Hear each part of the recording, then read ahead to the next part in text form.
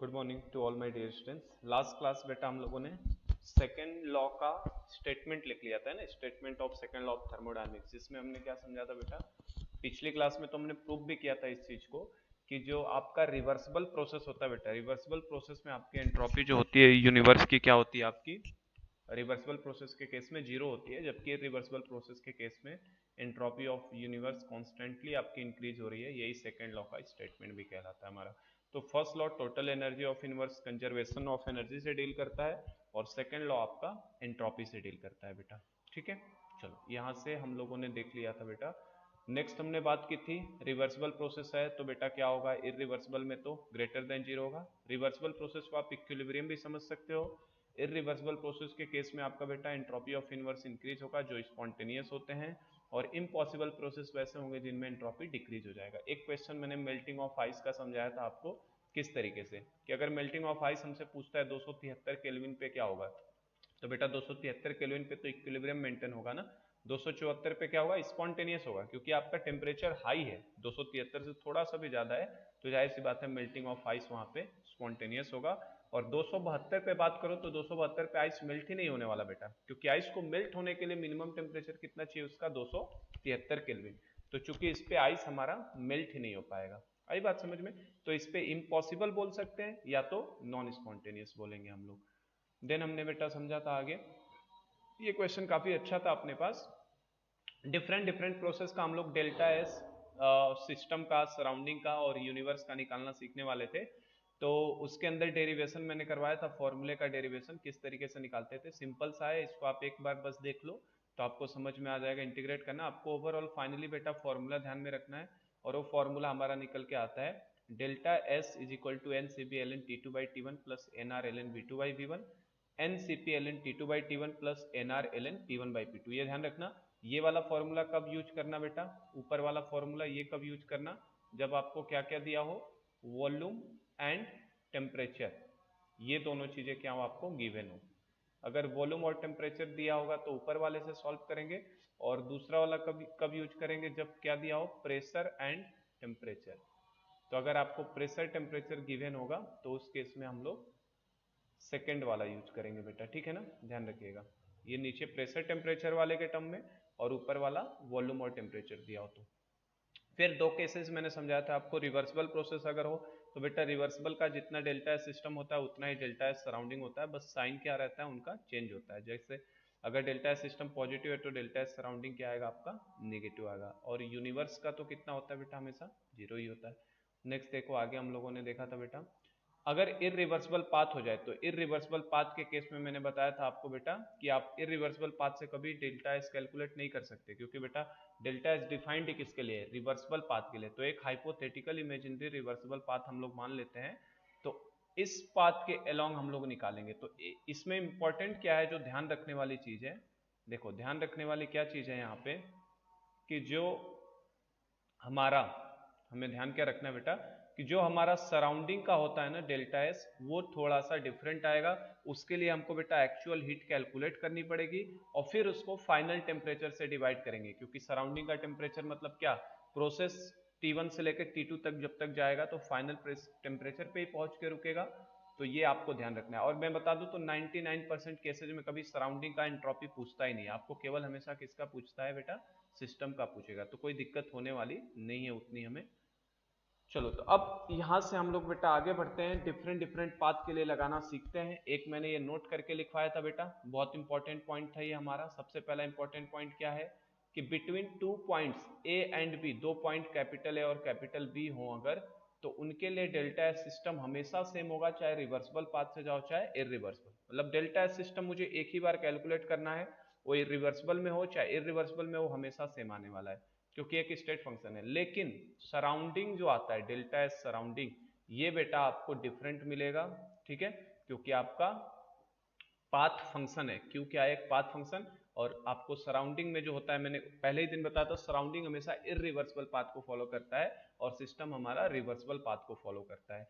तो ये अगर रिवर्सिबल पाथ है, ये इमेजिनरी कोई इरिवर्सिबल पाथ है आपका, तो कल मैंने प्रूफ भी किया था बेटा कि आपका जो सिस्टम और सराउंडिंग में जो चेंज होगा रिवर्सिबल पाथ के लिए तो सेम होगा, क्योंकि डेल्टा एस इनवर्स जीरो होता है।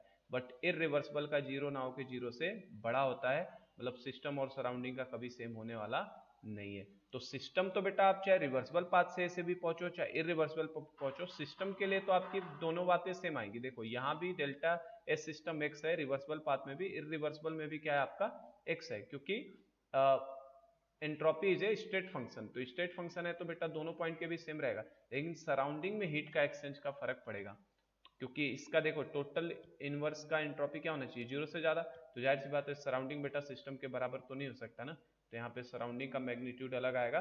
तो हमें थोड़ा सा सराउंडिंग वाले पे ध्यान रखना पड़ता है, नहीं तो बाकी तो सब सिंपल ही होता है। चलो तो आज हम लोग यहीं से अपना अलग अलग प्रोसेस स्टार्ट कर देते हैं। सबसे पहला प्रोसेस आज हम लोग ले लेते हैं बेटा आइसोकोरिक प्रोसेस के बारे में। हम लोग बेसिकली कर क्या रहे हैं, हम लोग कैलकुलेशन चल रहे हैं किसके ऊपर, एंट्रोपी चेंज के ऊपर। रुको एक बार पहले फॉर्मूला लिख दूं मैं, फिर हम लोग उन एक एक प्रोसेस पे लगाएंगे। कल हमने फॉर्मूला देखा था बेटा, जो हमारा फॉर्मूला आता है एंट्रोपी चेंज डेल्टा एस का, वो फॉर्मूला आता है हमारे लिए n C V L N T two by T one, n C V L N T two by T one. ये थोड़ा सा पेन खराब चल रहा है बेटा, दिक्कत करेगा लिखने में। N C V L N T two by T one plus N R L n, दिक्कत कर रहा है ये, है ना। रुको मैं इसका कुछ उपाय करता हूँ, दूसरा पेन एक लेके आना पड़ेगा हमको। चलो तो डिफरेंट प्रोसेस के लिए अब हम लोग कैलकुलेट करना सीखते हैं। तो बेटा एक बार पहले फॉर्मूला लिख देता हूँ मैं सब।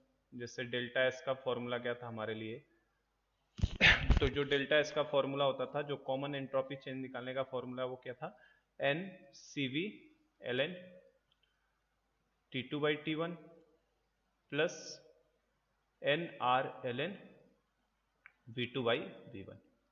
अगर सी वी लोगे तो यहाँ V two by we one आता था। सेकेंड था बेटा हमारे पास N C P L N T two by T one plus N R L N P one by P two. देख सकते हैं हम लोग यही फॉर्मूला था अपने पास, ठीक है, क्योंकि n C P L N T two by T one plus N R L N V two by we one, n C P L N T two by T one plus N R L N P one by P two.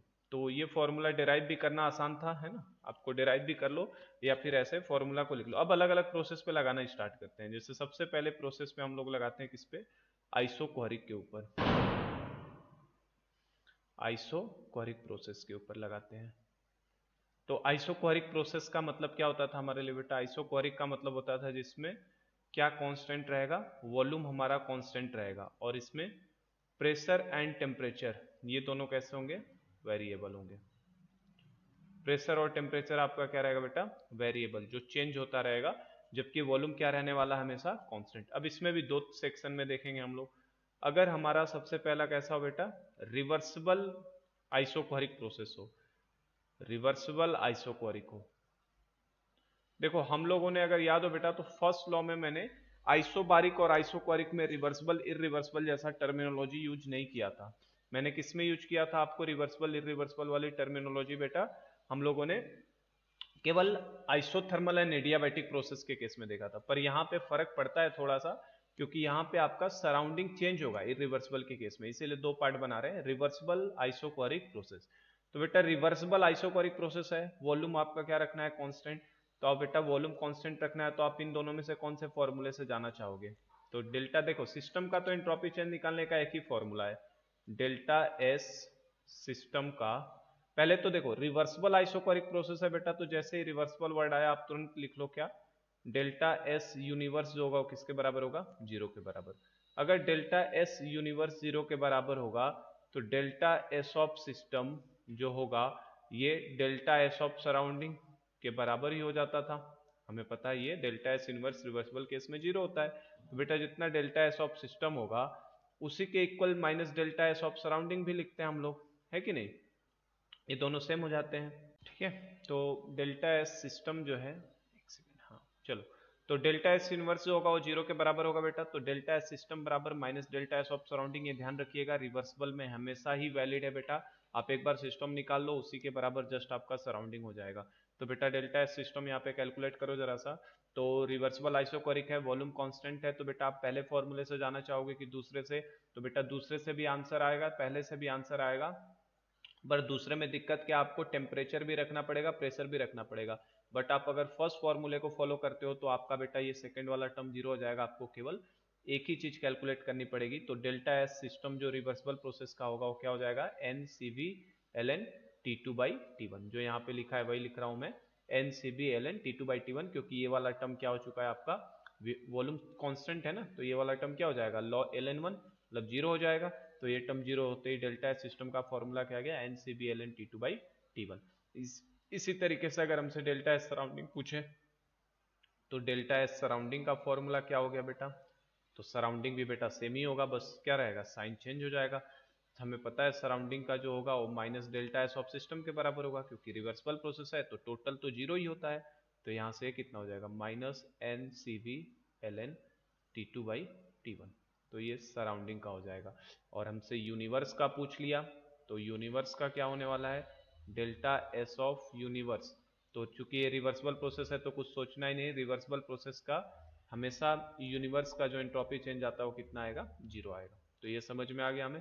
तो ये हो गया पहला, reversible isochoric process की बात करेगा। तो अब देखो इसी पे थोड़ा सा छोटा करके इसी पे कर रहा हूं मैं, इररिवर्सिबल की बात करते हैं हम जरा, कि इररिवर्सिबल आइसोकोरिक प्रोसेस हो तो क्या होगा। देखो बी हो सकता था बेटा, हमने बी ले लिया कि अब रिवर्सिबल ना होके कैसा हो जाए वो, इररिवर्सिबल आइसोकोरिक प्रोसेस हुआ। तो इररिवर्सिबल आइसोकोरिक प्रोसेस के केस में क्या होने वाला है, तो इररिवर्सिबल अगर प्रोसेस है बेटा, सबसे पहली चीज कि अगर इररिवर्सिबल प्रोसेस है तो delta S universe should be greater than zero, zero से बड़ा होना चाहिए। और अगर ये ग्रेटर देन जीरो है बेटा तो डेल्टा एस सिस्टम कभी भी डेल्टा एस सराउंडिंग के बराबर नहीं होता इररिवर्सिबल में। बार बार मैं एक ही बात लिख रहा हूं, हर क्लास में हमने ये देख लिया है, 3-4 क्लास से पिछले, ठीक है। तो यहाँ पे देखो डेल्टा एस सिस्टम तो बेटा कभी चेंज नहीं होता, डेल्टा एस सिस्टम आपका वही रहेगा, डेल्टा एस सिस्टम में कोई चेंज नहीं है, चाहे रिवर्सिबल तरीके से कैलकुलेशन लगाना हो चाहे इररिवर्सिबल पाथ के लिए। मैंने आपको नोट करके कल लिखवाया था लास्ट क्लास में, देखिए यहाँ पे कि जो नोट करके पॉइंट हमने लिखा था ना कि दो पॉइंट के बीच में delta S system will B same for any path, चाहे रिवर्सिबल हो चाहे इररिवर्सिबल हो, क्योंकि एंट्रोपी एक स्टेट फंक्शन है तो इसमें कोई चेंज नहीं है। मतलब अभी भी इररिवर्सिबल आइसोकोरिक प्रोसेस भी बोलेगा तो मेरे लिए फॉर्मूला वही लगेगा, n C V L N T two by T one. ये समझ पा रहे हो ना कैसे हो रहा है बेटा, ये वाला टर्म जीरो हो जा रहा है ना, पीछे वाला टर्म क्या हो रहा है, जीरो हो जाएगा। ये वाला टर्म अगर जीरो कर दोगे तो यही बचेगा ना, क्योंकि वॉल्यूम कांस्टेंट है तो जीरो हो जाएगा, तो डेल्टा एस सिस्टम ही हो जाएगा। अब बात आएगी डेल्टा एस सराउंडिंग की, हमारी बात कहां पे अटकती है, डेल्टा एस सराउंडिंग कैसे निकालें, क्योंकि सराउंडिंग की वैल्यू बेटा अलग आएगी। तो सराउंडिंग निकालने का तरीका क्या है, देखो बताया था मैंने, सराउंडिंग के लिए आपको बेटा हमेशा एक्चुअल लेना पड़ता है, सराउंडिंग के लिए आपको हमेशा क्या लेना पड़ेगा, एक्चुअल लेना पड़ता है और उसको टेम्परेचर से डिवाइड करना पड़ता है। और माइनस क्यों लगा रहा हूं मैं, माइनस पहले क्यों लगाया मैंने बेटा, क्योंकि सिस्टम के केस में हम लोग मान रहे हैं प्लस मान के ही डेरिवेशन किया था ना इन फॉर्मूलों का हमने, तो सिस्टम ने हीट एब्जॉर्ब किया होगा तो जाहिर सी बात है सराउंडिंग ने हीट लूज किया होगा, इसीलिए उसको निगेटिव साइन से दिखाते हैं हम लोग।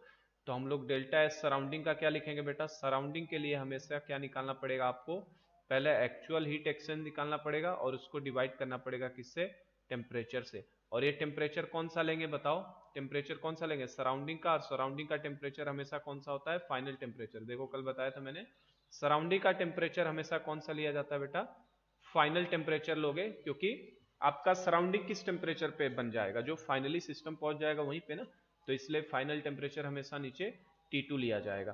तो आप Q एक्चुअल कैसे निकालें, अगर ये निकाल लिया तो आपका काम हो जाएगा। तो देखो Q एक्चुअल कैसे निकालते हैं, चलो थोड़ा सा और छोटा करते हैं इस पेज को, है ना। Q एक्चुअल कैसे निकाला जाए, तो देखो Q एक्चुअल निकालने का तरीका क्या है, आपको बस Q एक्चुअल मिल जाए तो आपका काम बन जाएगा बेटा। तो आपको पूरा फोकस अब किस पे जाना है, आपका Q एक्चुअल के ऊपर। अब Q एक्चुअल कैसे निकालोगे, तो देखो हीट कभी भी निकालने के लिए आपको किससे जाना होता है बेटा, फर्स्ट लॉ ऑफ थर्मोडायनेमिक्स को फॉलो करना पड़ता है। और फर्स्ट लॉ ऑफ थर्मोडायनेमिक्स के हिसाब से डेल्टा यू बराबर क्या होता है, Q प्लस डब्ल्यू। चूंकि ये प्रोसेस कैसा है बेटा, आइसोकोरिक, तो आइसोकोरिक प्रोसेस के लिए मुझे पता है यहाँ पे for isochoric process, isochoric process, तो आइसोकोरिक प्रोसेस किस पे होती है बेटा, कांस्टेंट वॉल्यूम पे होती हैं। कांस्टेंट आइसोकोरिक प्रोसेस के लिए डेल्टा वी की बात करो या चेंज इन वॉल्यूम की बात करो तो कितना होगा, जीरो, क्योंकि कांस्टेंट वॉल्यूम पे होती है। इसलिए जो W का फॉर्मूला होता है, W इज इक्वल टू क्या होता है, minus P external into delta we या डीवी, जो भी बोल लो, है कि नहीं। तो बेटा हम लोगों ने पढ़ा ही था आइसोकोरिक प्रोसेस के लिए वर्क डन कितना आता है, 0 आता है। आइसोकोरिक प्रोसेस में वॉल्यूम कांस्टेंट है, वर्क डन हमेशा कितना आता है, 0। तो इसका मतलब ये वाला पार्ट तो 0 हो गया वर्क वाला। तो इसका मतलब जो भी हीट का एक्सचेंज हो रहा है उसको क्यू भी लिखते थे। फर्स्ट लॉ को थोड़ा सा याद रखना पड़ेगा बेटा, बिना फर्स्ट लॉ के काम नहीं होने वाला। फर्स्ट लॉ तो आपको भूलना नहीं है। क्यू बी मतलब heat exchange at constant volume लिखा है। तो heat exchange at constant volume जो होता था वो डेल्टा यू ही कहलाता था क्या, अगर याद आ रहा हो तो। Heat exchange at constant volume is nothing but the delta U. और डेल्टा यू हमारे लिए क्या होता है बेटा, अगर T1 से T2 टेम्परेचर डिफरेंस हो रहा हो तो डेल्टा यू बराबर NCB T2 minus T1। Q भी क्या होता है, NCB T2 माइनस T1। तो मुझे क्यू की वैल्यू पता है, बस यहाँ पे ला के रख दूं तो मुझे क्या मिल जाएगा बेटा, सराउंडिंग का हीट मिल जाएगा। तो हम लोग जस्ट यहाँ पे रख देते हैं अब लाके क्यू एक्चुअल बाई टी की जगह पे। तो डेल्टा एस सराउंडिंग मेरे लिए कितना हो जाएगा बेटा, यहाँ पे क्यू एक्चुअल की जगह पे कितना रखना है, minus n C we T two minus T one, ठीक है, डिवाइडेड बाई T2। ये होगा हमारा सराउंडिंग का। तो देखो बेटा सिस्टम का अलग आया, सराउंडिंग का अलग आया। अब इन दोनों का जोड़, सिस्टम प्लस सराउंडिंग, इन दोनों का जोड़ जो आएगा वो टोटल एंट्रोपी में इनवर्स का क्या आएगा, पॉजिटिव आ जाएगा। तो यहाँ पे अगर डेल्टा एस यूनिवर्स लिखना हो तो हम लोग क्या लिखेंगे, डेल्टा एस यूनिवर्स का लिखना हो अगर, तो वो किसके बराबर होगा, सिस्टम का आपको अलग कैलकुलेट करना है बेटा इरिवर्सिबल के केस में, सराउंडिंग का आपको अलग से कैलकुलेट करना है। और इन दोनों को जैसे ही जोड़ोगे तो आप जोड़ोगे तो देखोगे वो जीरो से क्या आएगा, बड़ा आएगा।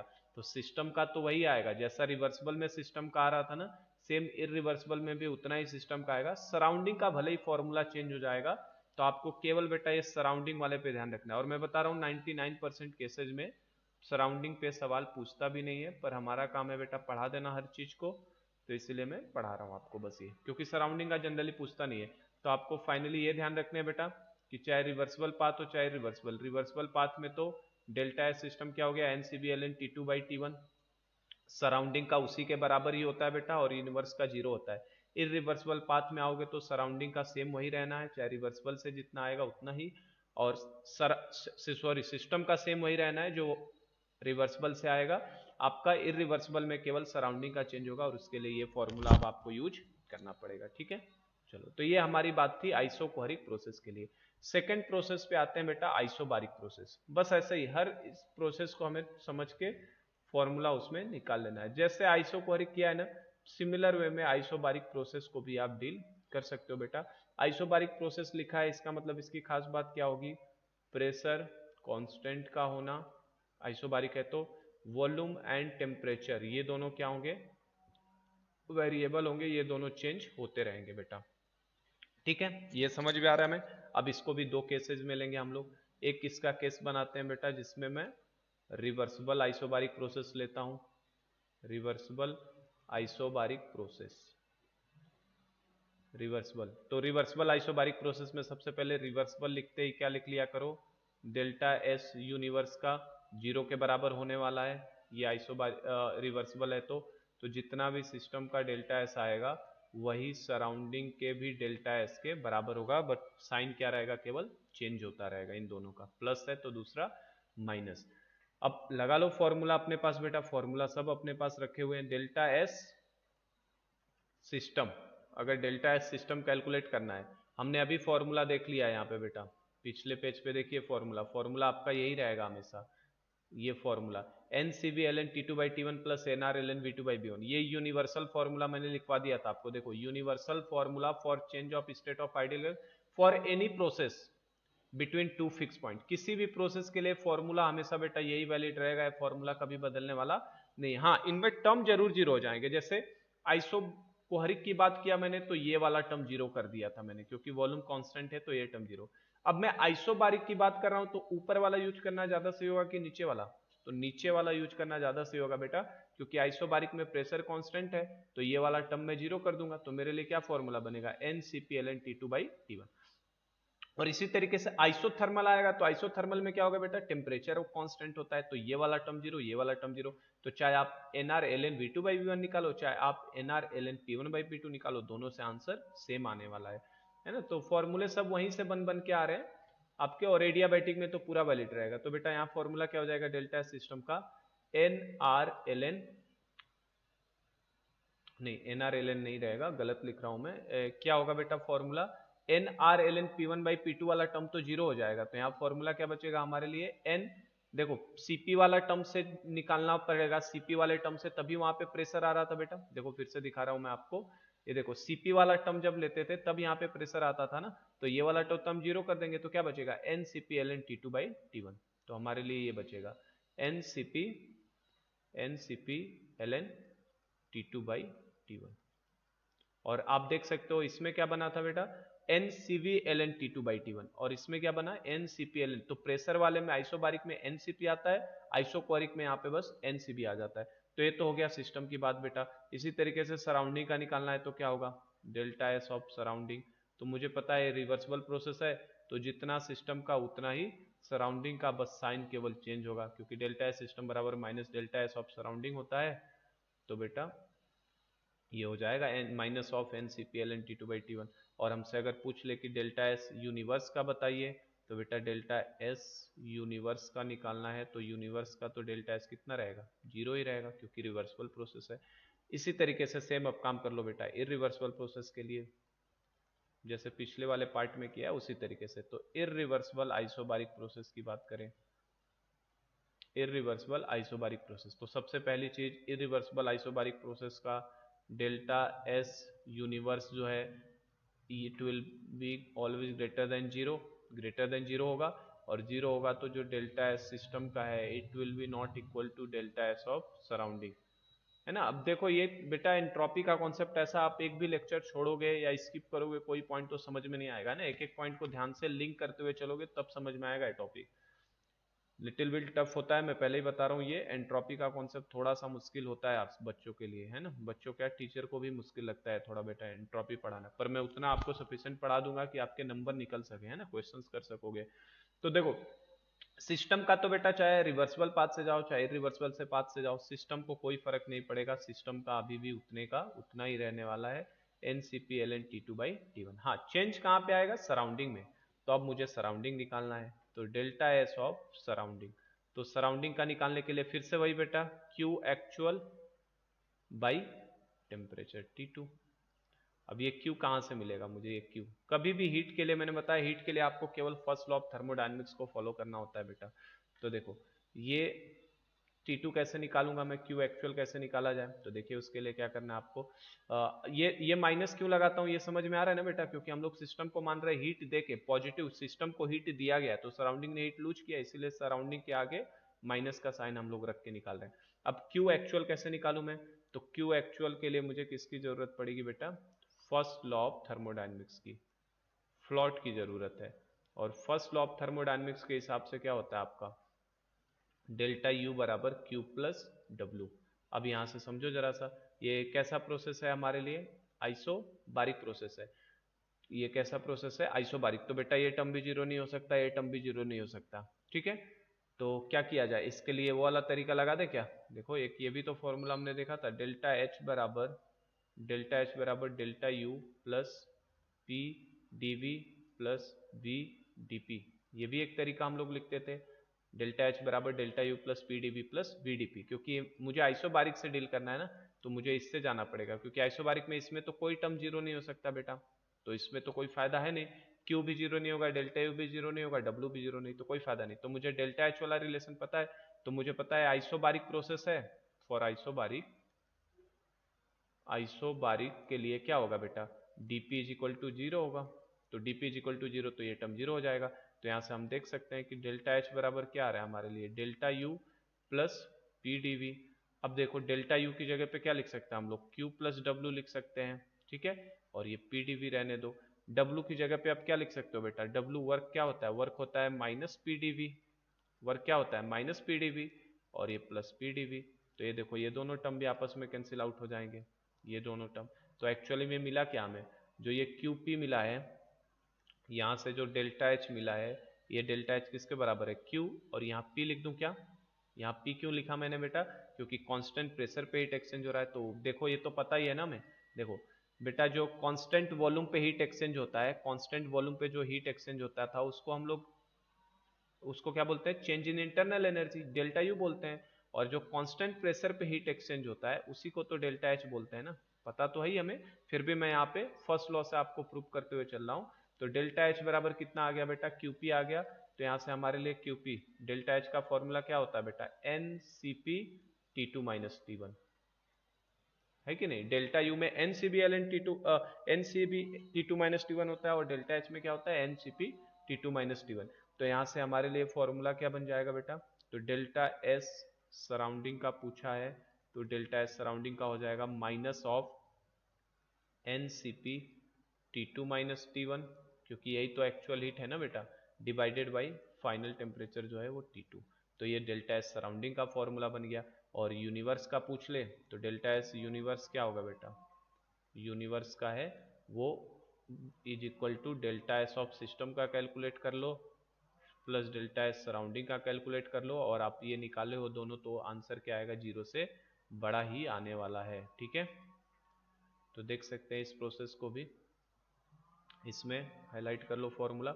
हमको सराउंडिंग वाला फॉर्मूले पे बस ध्यान रखना है, क्योंकि सराउंडिंग का थोड़ा सा अलग होता है। सिस्टम का फॉर्मूला तो बेटा चाहे इरिवर्सिबल प्रोसेस लेके चलोगे चाहे रिवर्सिबल, सराउंडिंग सिस्टम का फॉर्मूला आपके लिए यही होने वाला है। ठीक है,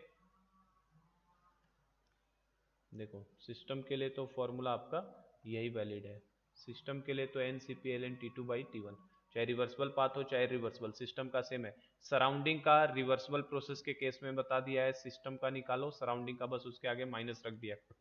इरिवर्सिबल में सिस्टम का ये हो गया और सराउंडिंग का आपके लिए ये फॉर्मूला हो जाता है। पिछले वाले केस में देख सकते हो, पिछले वाले केस में जो था बेटा, देखो पिछले वाले केस में क्या था, पिछले वाले केस में हमारे लिए सिस्टम का जो फॉर्मूला था N C V L N T two by T one था, और सराउंडिंग का N C we T two minus T one by T two. तो देखो सिमिलर है दोनों प्रोसेस में, कोई ज्यादा फर्क नहीं। यहाँ सीपी है, यहाँ भी एन सी P T two minus T one, यहाँ डेल्टा एच हो जाता था बेटा, यहाँ पे डेल्टा यू हो जाता है कि नहीं, यहाँ पे डेल्टा यू हो जाता है हीट एक्सचेंज। तो दोनों एक ही तरीके के प्रोसेस हैं, दोनों को लिंक करके आप चाहो तो ध्यान में रख सकते हो। चलो आगे बढ़ते हैं बेटा, थर्ड टाइप का प्रोसेस लेते हैं हम लोग। थर्ड प्रोसेस कौन सा ले लेते हैं हम लोग, आइसोथर्मल। आइसोबारिक आइसोकोरिक हमने देख लिया, अब आइसोथर्मल प्रोसेस की बात करते हैं। अब आइसोथर्मल प्रोसेस में क्या खास बात होगी, आइसोथर्मल प्रोसेस का टेम्परेचर जो है वो क्या रहता है, कांस्टेंट रहता है। टेम्परेचर कांस्टेंट रहता है तो बदलता है क्या बेटा, प्रेशर और वॉल्यूम क्या होते हैं यहाँ पे, वेरिएबल होते हैं, ये बार बार चेंज होते रहेंगे। ठीक है, अब आइसोथर्मल में दो केस, पहला केस हम लोग ले रहे हैं रिवर्सिबल आइसोथर्मल प्रोसेस का, रिवर्सिबल आइसोथर्मल प्रोसेस। तो अगर आपने रिवर्सिबल आइसोथर्मल प्रोसेस ले लिया बेटा, तो बताओ पहली बात तो रिवर्सिबल लिखते ही आप तुरंत ये लिख लिया करो स्टेटमेंट बेटा कि डेल्टा एस यूनिवर्स का जीरो होने वाला है, मतलब जितना डेल्टा एस ऑफ सिस्टम होगा उतना ही आपके लिए डेल्टा एस सराउंडिंग होगा, बट साइन केवल चेंज रहेगा, एक प्लस में होगा तो दूसरा माइनस में होगा। ये रिवर्सिबल आइसोथर्मल प्रोसेस की बात हो गई, डेल्टा एस इनवर्स जो होगा वो जीरो के बराबर। अब कैसे निकालूंगा, फॉर्मूला क्या लगेगा बेटा, तो सबसे पहले डेल्टा एस सिस्टम का फॉर्मूला लगा लो। सिस्टम के लिए तो क्या हो जाएगा, हमारे पास जो जनरल फॉर्मूला है वो क्या है, N C P L N T two by T one plus N R L N P one by P two, और सी भी लिखोगे तो वहाँ V two by we one होता है। तो बेटा टेम्परेचर कॉन्स्टेंट है, देख लो फिर से दिखा देता हूँ मैं, तो ये टेम्परेचर कॉन्स्टेंट है तो ये टेम्परेचर वाला टर्म जीरो, ये टेम्परेचर वाला टर्म जीरो, तो आपका डेल्टा एस क्या आएगा, N R L N V two by we one या N R L N P one by P two, तो इन दोनों में से जो मन करे उसे यूज कर सकते हो। तो आपका फॉर्मूला आता है बेटा N R L N V two by we one हो जाएगा, या आप चाहो तो इसको N R L N P one by P two भी लिख सकते हो, है कि नहीं। तो जिस टर्म में दिया हो वॉल्यूम के टर्म्स में इंफॉर्मेशन होगा तो वॉल्यूम वाले से सॉल्व करो, प्रेशर के टर्म्स में इंफॉर्मेशन होगा तो प्रेशर वाले टर्म से सॉल्व करो। तो ये हो गया डेल्टा एस सिस्टम। इसी तरीके से डेल्टा एस सराउंडिंग अगर पूछ ले तो सराउंडिंग का डेल्टा एस कितना हो जाएगा, तो बस इसके आगे माइनस का साइन लग जाएगा बेटा, तो N R L N V one by V two is equal to या तो N R L N P one by P two, क्योंकि प्रेशर वॉल्यूम एक दूसरे के इनवर्सली प्रोपोर्शनल हो जाता है कांस्टेंट टेम्परेचर पे, तो ये दोनों फॉर्मूले हो जाएगा। और अगर हमसे पूरा उसका पूछ लिया बेटा यूनिवर्स का, तो रिवर्सिबल प्रोसेस में यूनिवर्स का तो जीरो होना ही होना है। तो ये हो गया रिवर्सिबल के बारे में। अब देखो इरिवर्सिबल के बारे में आ जाओ। बी हो सकता था बेटा, बी हमारा irreversible isothermal process, irreversible isothermal process. तो अगर आप इरिवर्सिबल आइसोथर्मल प्रोसेस को लेते हो तो इरिवर्सिबल के केस में क्या होने वाला है, इरिवर्सिबल के केस में सबसे पहली चीज डेल्टा एस यूनिवर्स जो होने वाला है ये ग्रेटर देन जीरो होने वाला है, मतलब यहाँ पे जो भी डेल्टा एस सिस्टम का निकलेगा that will be not equal to delta S of surrounding. अब आपको अगर चीज समझ में आ रही है बेटा तो सिस्टम में कोई चेंज नहीं होगा, सिस्टम का तो सेम रहने वाला है। तो यहाँ भी डेल्टा एस सिस्टम अगर मुझसे पूछे तो डेल्टा एस सिस्टम के फॉर्मूले में कोई चेंज नहीं, मैंने बता दिया चाहे पाथ रिवर्सिबल हो चाहे इरिवर्सिबल हो, सिस्टम में कोई चेंज नहीं होगा। आपको सारा चेंज कहाँ देखने को मिलता है, सराउंडिंग के केस में देखने को मिलता है। तो डेल्टा एस सिस्टम आपका कितना रहेगा, N R L N V two by we one is equal to N R L N P one by P two, ये अभी भी वही रहेगा सेम टू सेम, ठीक है। हाँ सराउंडिंग का भले ही चेंज होगा। अब देखो सराउंडिंग के लिए क्या है, सराउंडिंग का निकालना है तो डेल्टा एस सराउंडिंग कैसे निकलेगा, minus of Q actual by T two से बेटा, है कि नहीं, minus of Q actual by T two, ये सराउंडिंग के लिए फॉर्मूला वैलिड है बेटा। माइनस क्यू लगा रहे हैं बता दिया मैंने, क्योंकि आप सराउंड सिस्टम को पॉजिटिव हीट माने हो देना तो सराउंडिंग तो हीट को लूज किया होगा ना, इसलिए माइनस लगा रहे हैं हम लोग। अब कैसे निकाला जाए इस क्यू एक्चुअल को, तो क्यू एक्चुअल के लिए मैंने बता दिया हमेशा आपको फॉलो क्या करना होता है बेटा, फर्स्ट लॉ को। तो देखो ये क्यू एक्चुअल के लिए काम कैसे कर रहा हूं मैं, क्यू एक्चुअल ये इसके लिए हमेशा जाना है कहां से आपको बेटा, फर्स्ट लॉ ऑफ थर्मोडायनेमिक्स। तो यहाँ पे भी फर्स्ट लॉ ऑफ थर्मोडायनेमिक्स को अप्लाई करो। फर्स्ट लॉ ऑफ थर्मोडायनेमिक्स के अकॉर्डिंग डेल्टा यू बराबर क्या होता है बेटा, क्यू प्लस डब्लू। चूंकि ये प्रोसेस कैसा है, फॉर आइसोथर्मल, तो ये आइसोथर्मल प्रोसेस लिए हैं, तो आइसोथर्मल प्रोसेस के केस में क्या होता है बेटा, टेम्परेचर तो सेम रहता है, T1 बराबर T2, T1 बराबर T2। और आइसोथर्मल के केस में T1 बराबर T2 मतलब चेंज इन इंटरनल एनर्जी कितना होता है, जीरो होता है ना आइसोथर्मल के केस में। आइसोथर्मल प्रोसेस के केस में चेंज इन इंटरनल एनर्जी किसके बराबर होता है, जीरो के बराबर होता है बेटा। आइसोथर्मल में टेम्परेचर कांस्टेंट है तो डेल्टा यू जीरो होता है। तो यहाँ से देखो डेल्टा यू जीरो होते ही क्यू बराबर क्या मिलने लगा हमको, माइनस डब्लू। तो वही कहा ना हमेशा आपको हीट के लिए फर्स्ट लॉ से जाना है। अब ये जो भी यहाँ पे क्यू मिलेगा मुझे बेटा हीट एक्सचेंज जो कांस्टेंट टेम्परेचर के हिसाब से मिलेगा, तो बस माइनस डब्लू की जगह पे रख दो। डब्लू का फॉर्मूला हमें पता है बेटा, इरिवर्सिबल पाथ है, इरिवर्सिबल में क्या होता है minus P external V two minus V one. W की जगह minus P external V two minus V one रख दिया, तो ये माइनस माइनस मिलकर बेटा क्या हो गया, plus P external V two minus V one. ये मेरा हो गया क्या, क्यू एक्चुअल मिल गया मुझे। अब एक बार मुझे क्यू एक्चुअल मिल गया तो बस मुझे क्या करना है, डेल्टा एस सराउंडिंग के फॉर्मूले में लाके रख देना है। तो यहाँ से देखो हमें क्या पता चलता है, जो क्यू निकल के आया बेटा यहाँ पे वो कितना आया निकल के हमारे लिए, P external V two minus V one, ये निकल के आया। और हो सकता है कि अगर वॉल्यूम के टर्म्स में इंफॉर्मेशन नहीं हो बेटा, अगर हो सकता है ये पॉसिबल है कि वॉल्यूम के टर्म्स में इंफॉर्मेशन ना दिया हो, तो ये भी हम लोग लिख सकते हैं ना, पी एक्सटर्नल V2 की जगह पे क्या लिख सकते हैं बेटा, N R T upon P2 minus N R T upon P1 लिख सकते हैं। अच्छा टी को मैंने चेंज क्यों नहीं किया, क्योंकि आइसोथर्मल है, आइसोथर्मल है तो बेटा T1 T2 तो बराबर ही रहेगा। तो ये भी लिखा जा सकता है यहाँ पे P एक्सटर्नल, यहाँ से एन आर टी को बाहर ले लो तो क्या बच जाएगा, 1 by P two minus one by P1। अरे जो हम लोगों ने फर्स्ट लॉ में लगाया था ना उसी तरीके से फॉर्मूलों को बस लगाना है। और पी एक्सटर्नल अगर क्वेश्चन में कभी नहीं दिया हो तो पी एक्सटर्नल हमेशा किसके बराबर होता है बेटा, P2 के बराबर, बताया था मैंने आपको। तो आपको Q मिल गया तो बस बेटा Q की जगह पे रख दो, तो आपको क्या मिल जाएगा यहाँ से, डेल्टा एस सराउंडिंग मिल जाएगा। तो क्या फॉर्मूला बना हमारे लिए डेल्टा एस सराउंडिंग का, तो देखो डेल्टा एस सराउंडिंग का फॉर्मूला बना बेटा इरिवर्सिबल पाथ के लिए, delta S surrounding is equal to minus of Q की जगह पे क्या रख दो, P external V2 minus V1, ठीक है, डिवाइडेड बाई, ये तो आपको ये नहीं लिखवा रहा हूं मैं, ये तो आप चेन निकाल लेना, अगर वॉल्यूम नहीं दिया है तो आप प्रेशर के टर्म्स में और टेम्परेचर में रिप्लेस कर लेना, डिवाइडेड बाई T2। और T2 भी यहाँ पे क्या लिखा जाए, T2 का मतलब क्या बेटा, टेम्परेचर तो T1 T2 सब बराबर ही है ना, तो बस केवल टेम्परेचर T लिख दो, कोई दिक्कत नहीं है, जो भी टेम्परेचर रहेगा वही रहेगा, क्योंकि टेम्परेचर तो कांस्टेंट चलने वाला है ना। तो T2 की जगह पे मैंने क्या रख दिया, T रख दिया। और अब यहाँ से अगर हमसे पूछ लिया कि बताइए डेल्टा एस यूनिवर्स का क्या होगा, तो यूनिवर्स का क्या होगा बेटा, सिस्टम का निकाल लिए आप, सराउंडिंग का भी यहाँ से कैलकुलेट कर लिए, दोनों को जोड़ दो और ये ग्रेटर देन जीरो आने वाला है हमारे लिए। तो यहाँ पे जो जो हमारे लिए फॉर्मूला क्या है बेटा, कौन कौन से फॉर्मूले आ गए, तो ये हमारे लिए थोड़ा सा और छोटा करता हूँ, ज़्यादा ही हो जाता है।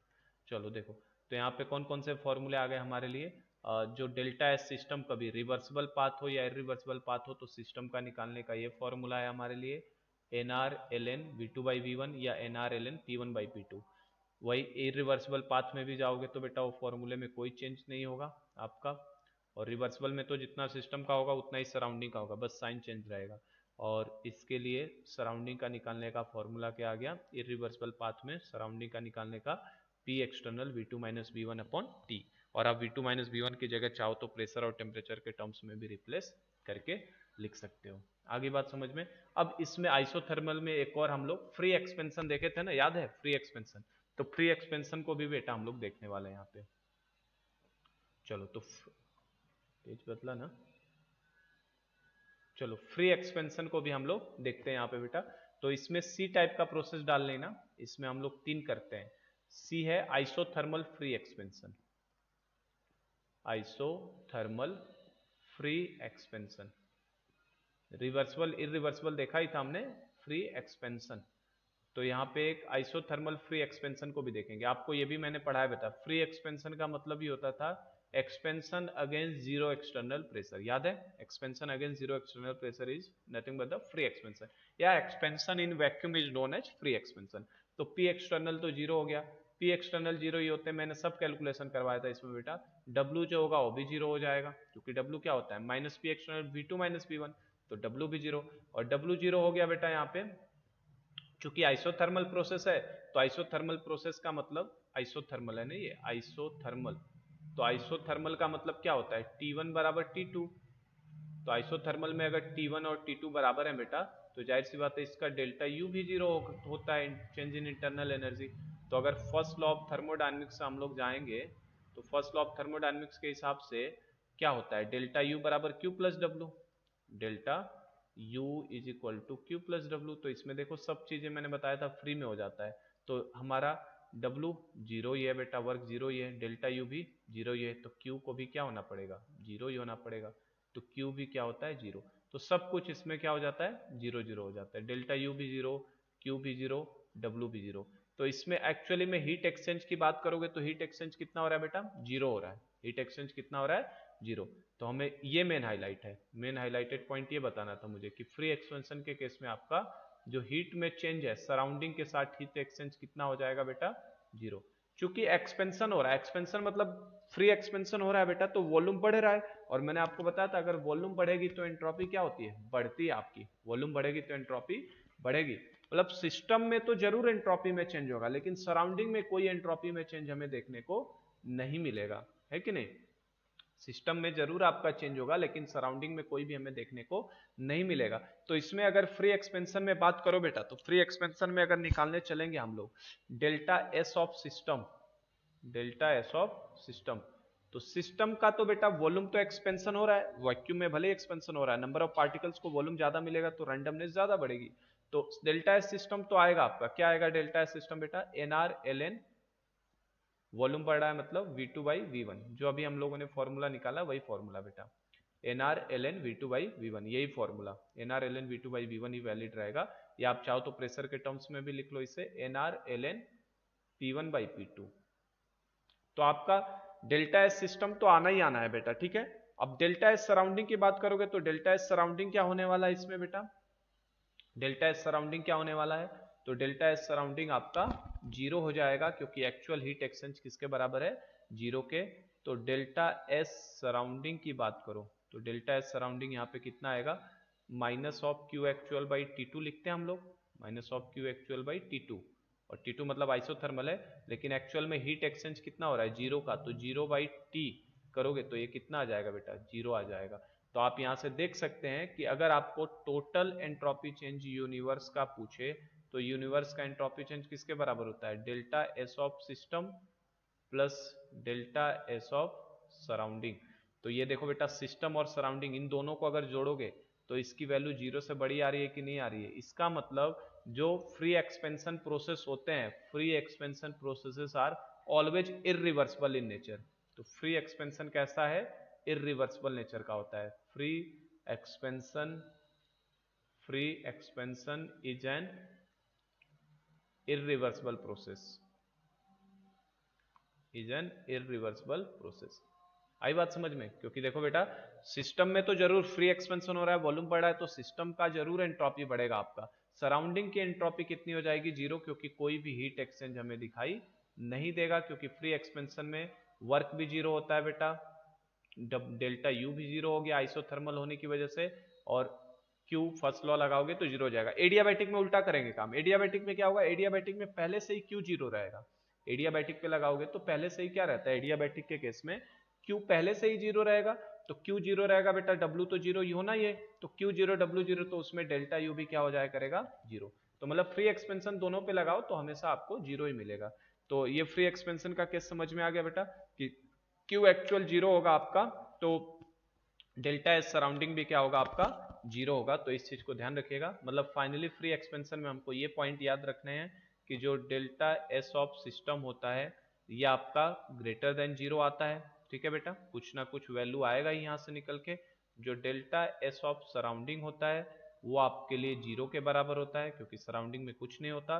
और जो डेल्टा एस यूनिवर्स है वो हमारा डेल्टा एस सिस्टम के ही बराबर हो जाता है बेटा, क्योंकि सराउंडिंग का 0 है और ये भी हमेशा ग्रेटर देन 0 होगा। तो फाइनली आपको फ्री एक्सपेंशन के केस में ये इंपॉर्टेंट चीज है, ये ध्यान रखिएगा। ठीक है, कि आपका सिस्टम का जो होता है एंट्रोपी वो तो बढ़ेगा ही बेटा, एक्सपेंशन हो रहा है। सराउंडिंग की एंट्रोपी आपकी 0 हो जाएगी यहाँ पे। ठीक है, और यूनिवर्स का जो होगा वो सिस्टम के ही बराबर होगा, और वो भी कैसा होगा, ग्रेटर देन 0, मतलब पॉजिटिव होने वाला है। आई बात समझ में? तो आपको ऐसा लग रहा होगा कि सर फ्री एक्सपेंशन है तो ये क्यू तो 0 है तो ये भी 0 होना चाहिए। तो बेटा एक्सपेंशन हो रहा है, वॉल्यूम बढ़ेगा तो आखिर बढ़ना ही है ना, एंट्रोपी तो बढ़नी है। तो ये नोट करके लिख लो इस चीज को, अगर आपको कंफ्यूजन हो रहा है तो एंट्रोपी कैसे बढ़ाते हैं। वैसे मैंने क्वेश्चन करवाया था कुछ, है ना, फिर भी मैं एक बार नोट करवा के इस चीज को लिखवा देता हूँ। देखो, एंट्रोपी बढ़ाने के 3 तरीके हैं बेटा, 3 तरीके। पहला, या तो वॉल्यूम को बढ़ा दो, वॉल्यूम बढ़ाओगे मतलब प्रेशर को कम कर दो, वॉल्यूम बढ़ाओगे तो भी क्या होगा, एंट्रोपी बढ़ेगी। या टेम्परेचर को बढ़ाओ, टेम्परेचर बढ़ाओगे तो काइनेटिक एनर्जी बढ़ेगी, उससे भी रैंडम मोशन बढ़ जाएगा। और तीसरा तरीका क्या है, नंबर ऑफ पार्टिकल्स को बढ़ा देना। तो 3 तरीके से एंट्रोपी बढ़ाई जा सकती है। तो नोट में यही बात हम लोग लिखेंगे, नोट के अंदर लिख लेना, एंट्रोपी ऑफ सिस्टम। नोट में हम लोग यही लिखेंगे, एंट्रोपी ऑफ सिस्टम। क्या हो गया ये, एंट्रोपी, हाँ चलो सही हुआ, entropy of system. Entropy of system, जो एंट्रोपी किसी भी सिस्टम की एंट्रोपी है, एंट्रोपी ऑफ सिस्टम ब्रैकेट में जो हम लोग जनरली लेते हैं gas, can be increased by, can be increased by. 3 तरीकों से बढ़ाया जा सकता है। कौन कौन से 3 तरीके? सबसे पहला मैंने बताया, वॉल्यूम को बढ़ा देना, है ना, बाई इंक्रीजिंग वॉल्यूम। पहला तरीका क्या है, बाई इंक्रीजिंग वॉल्यूम। सबसे पहला तरीका है बेटा वॉल्यूम को बढ़ा के। वॉल्यूम को बढ़ाने को हम लोग ये भी बोल सकते हैं, और बाई डिक्रीजिंग प्रेशर। वॉल्यूम को बढ़ा के बोलो या प्रेशर को घटा के बोलो, तो बाई इंक्रीजिंग वॉल्यूम और बाई डिक्रीजिंग प्रेशर। ठीक है, मतलब क्या हो रहा है, बेसिकली एक्सपेंड आप कर रहे हो, इसे लिखते हुए चलो, इसको आप क्या कर रहे हो, एक्सपेंड कर रहे हो गैस को। वॉल्यूम बढ़ाना या प्रेशर को डिक्रीज करना मतलब एक्सपेंड कर रहे हो, और एक्सपेंशन कर रहे हो बेटा तो एंट्रोपी मतलब एस जो है, एंट्रोपी क्या होगी आपकी, बढ़ेगी। क्योंकि पार्टिकल्स को रैंडम मोशन घूमने के लिए ज्यादा जगह मिलेगा ना, जितना ज्यादा बेटा जगह मिलेगा उतना ज्यादा रैंडमनेस होगा। जैसे आपके घर में अगर एक कमरा है तो आप उसी कमरे को गंदा करते हो, लेकिन आपके घर में अगर 4 कमरे हैं तो आप चारों कमरों में घूम फिर के जा रहे हो बेटा, चारों जगह पे गंदगी फैला रहे हो, मतलब आप रैंडमनेस को बढ़ा रहे हो। तो वॉल्यूम ज्यादा होगा तो रैंडमनेस भी ज्यादा होता है। सेकंड तरीका क्या है, by increasing temperature. By increasing temperature, temperature को बढ़ा के कर सकते हैं। कैसे, टेम्परेचर को बढ़ाने का मतलब क्या है, अगर आपने टेम्परेचर को बढ़ाया बेटा तो टेम्परेचर बढ़ाने से क्या होगा, kinetic energy increases, kinetic energy बढ़ेगी, और काइनेटिक एनर्जी अगर बढ़ गई एक बार तो पार्टिकल्स का रैंडम मोशन क्या हो जाएगा बेटा, रैंडम मोशन वो भी इंक्रीज कर जाएगा, रैंडम मोशन इंक्रीज। और रैंडम मोशन आपका अगर बढ़ गया बेटा तो as a result of which entropy भी क्या हो जाएगी, इंक्रीज कर जाएगी। आई बात समझ में? अगर टेम्परेचर बढ़ा रहे हो तो काइनेटिक एनर्जी बढ़ेगी, काइनेटिक एनर्जी बढ़ेगी बेटा तो रैंडम मोशन बढ़ेगा, रैंडम मोशन बढ़ेगा तो एंट्रोपी भी बढ़ जाएगी। थर्ड पॉइंट की बात करो अगर, तीसरी चीज क्या हो सकती है आपका, बाई इंक्रीजिंग अमाउंट। अमाउंट मतलब बेसिकली नंबर ऑफ पार्टिकल्स को, बाई इंक्रीजिंग अमाउंट, अमाउंट को बढ़ा के। अमाउंट बढ़ाने का मतलब क्या है बेटा, इनडायरेक्टली नंबर ऑफ पार्टिकल्स को बढ़ाना, नंबर ऑफ पार्टिकल्स इंक्रीजेज। और अगर नंबर ऑफ पार्टिकल्स बढ़ गए बेटा तो नंबर ऑफ पार्टिकल्स बढ़ने से भी क्या होगा, ज्यादा भीड़ भाड़ होगा तो उसमें रैंडम मोशन होने लगेगा, रैंडम मोशन इंक्रीज कर जाएगा, और रैंडम मोशन इंक्रीज कर गया तो एंट्रोपी बढ़ जाएगी। तो ऑलरेडी मैंने क्वेश्चंस तो करा रखा है इस पॉइंट के ऊपर, लिखवाया नहीं था मैंने, इस पॉइंट को आज लिखवा भी दिया आपके लिए कि किसी भी सिस्टम की एंट्रोपी को बढ़ाने के 3 तरीके हैं बेटा, या तो इसके वॉल्यूम को इंक्रीज करो, या उसके टेम्परेचर को इंक्रीज करो, या उसके अंदर अमाउंट को इंक्रीज करो। तो ये 3 तरीकों से एंट्रोपी को आप बढ़ा सकते हो, ठीक है। तो इसीलिए फ्री एक्सपेंशन में किसी को डाउट हो कि एंट्रोपी चेंज जीरो होगा, तो जीरो नहीं होगा बेटा, क्योंकि वॉल्यूम तो वहां पे बढ़ ही रहा है ना आपका, और वॉल्यूम बढ़ेगा तो एंट्रोपी चेंज हमेशा आपका पॉजिटिव आना ही आना है। तो ये हमने बेटा 3 तरीके के प्रोसेस पे कर लिया। चलो लास्ट प्रोसेस भी हम लोग कर लेते हैं। आइसोथर्मल हमने कर लिया, ठीक है, और आइसोथर्मल में 3 तरीके का कर लिया, आइसोबारिक कर लिया और आइसोकोरिक कर लिया। अब लास्ट प्रोसेस हम लोगों का है फोर्थ प्रोसेस जो है अपने पास, जो फोर्थ प्रोसेस हमें करना है बेटा डील, डेट इज चौथा प्रोसेस कौन सा है, एडियाबैटिक प्रोसेस, एडियाबैटिक प्रोसेस। तो एडियाबैटिक प्रोसेस को देखो, एडियाबैटिक प्रोसेस के केस में क्या होगा, एडियाबैटिक प्रोसेस के केस में आपका Q जो होता है वो कितना होता है बेटा, जीरो। तो एडियाबैटिक में Q तो फिक्स हो गया आपका, कितना होने वाला है, जीरो। अगर Q जीरो होगा तो चेंज इन एंट्रोपी की बात करो, नहीं रोक नहीं सकते ना ये,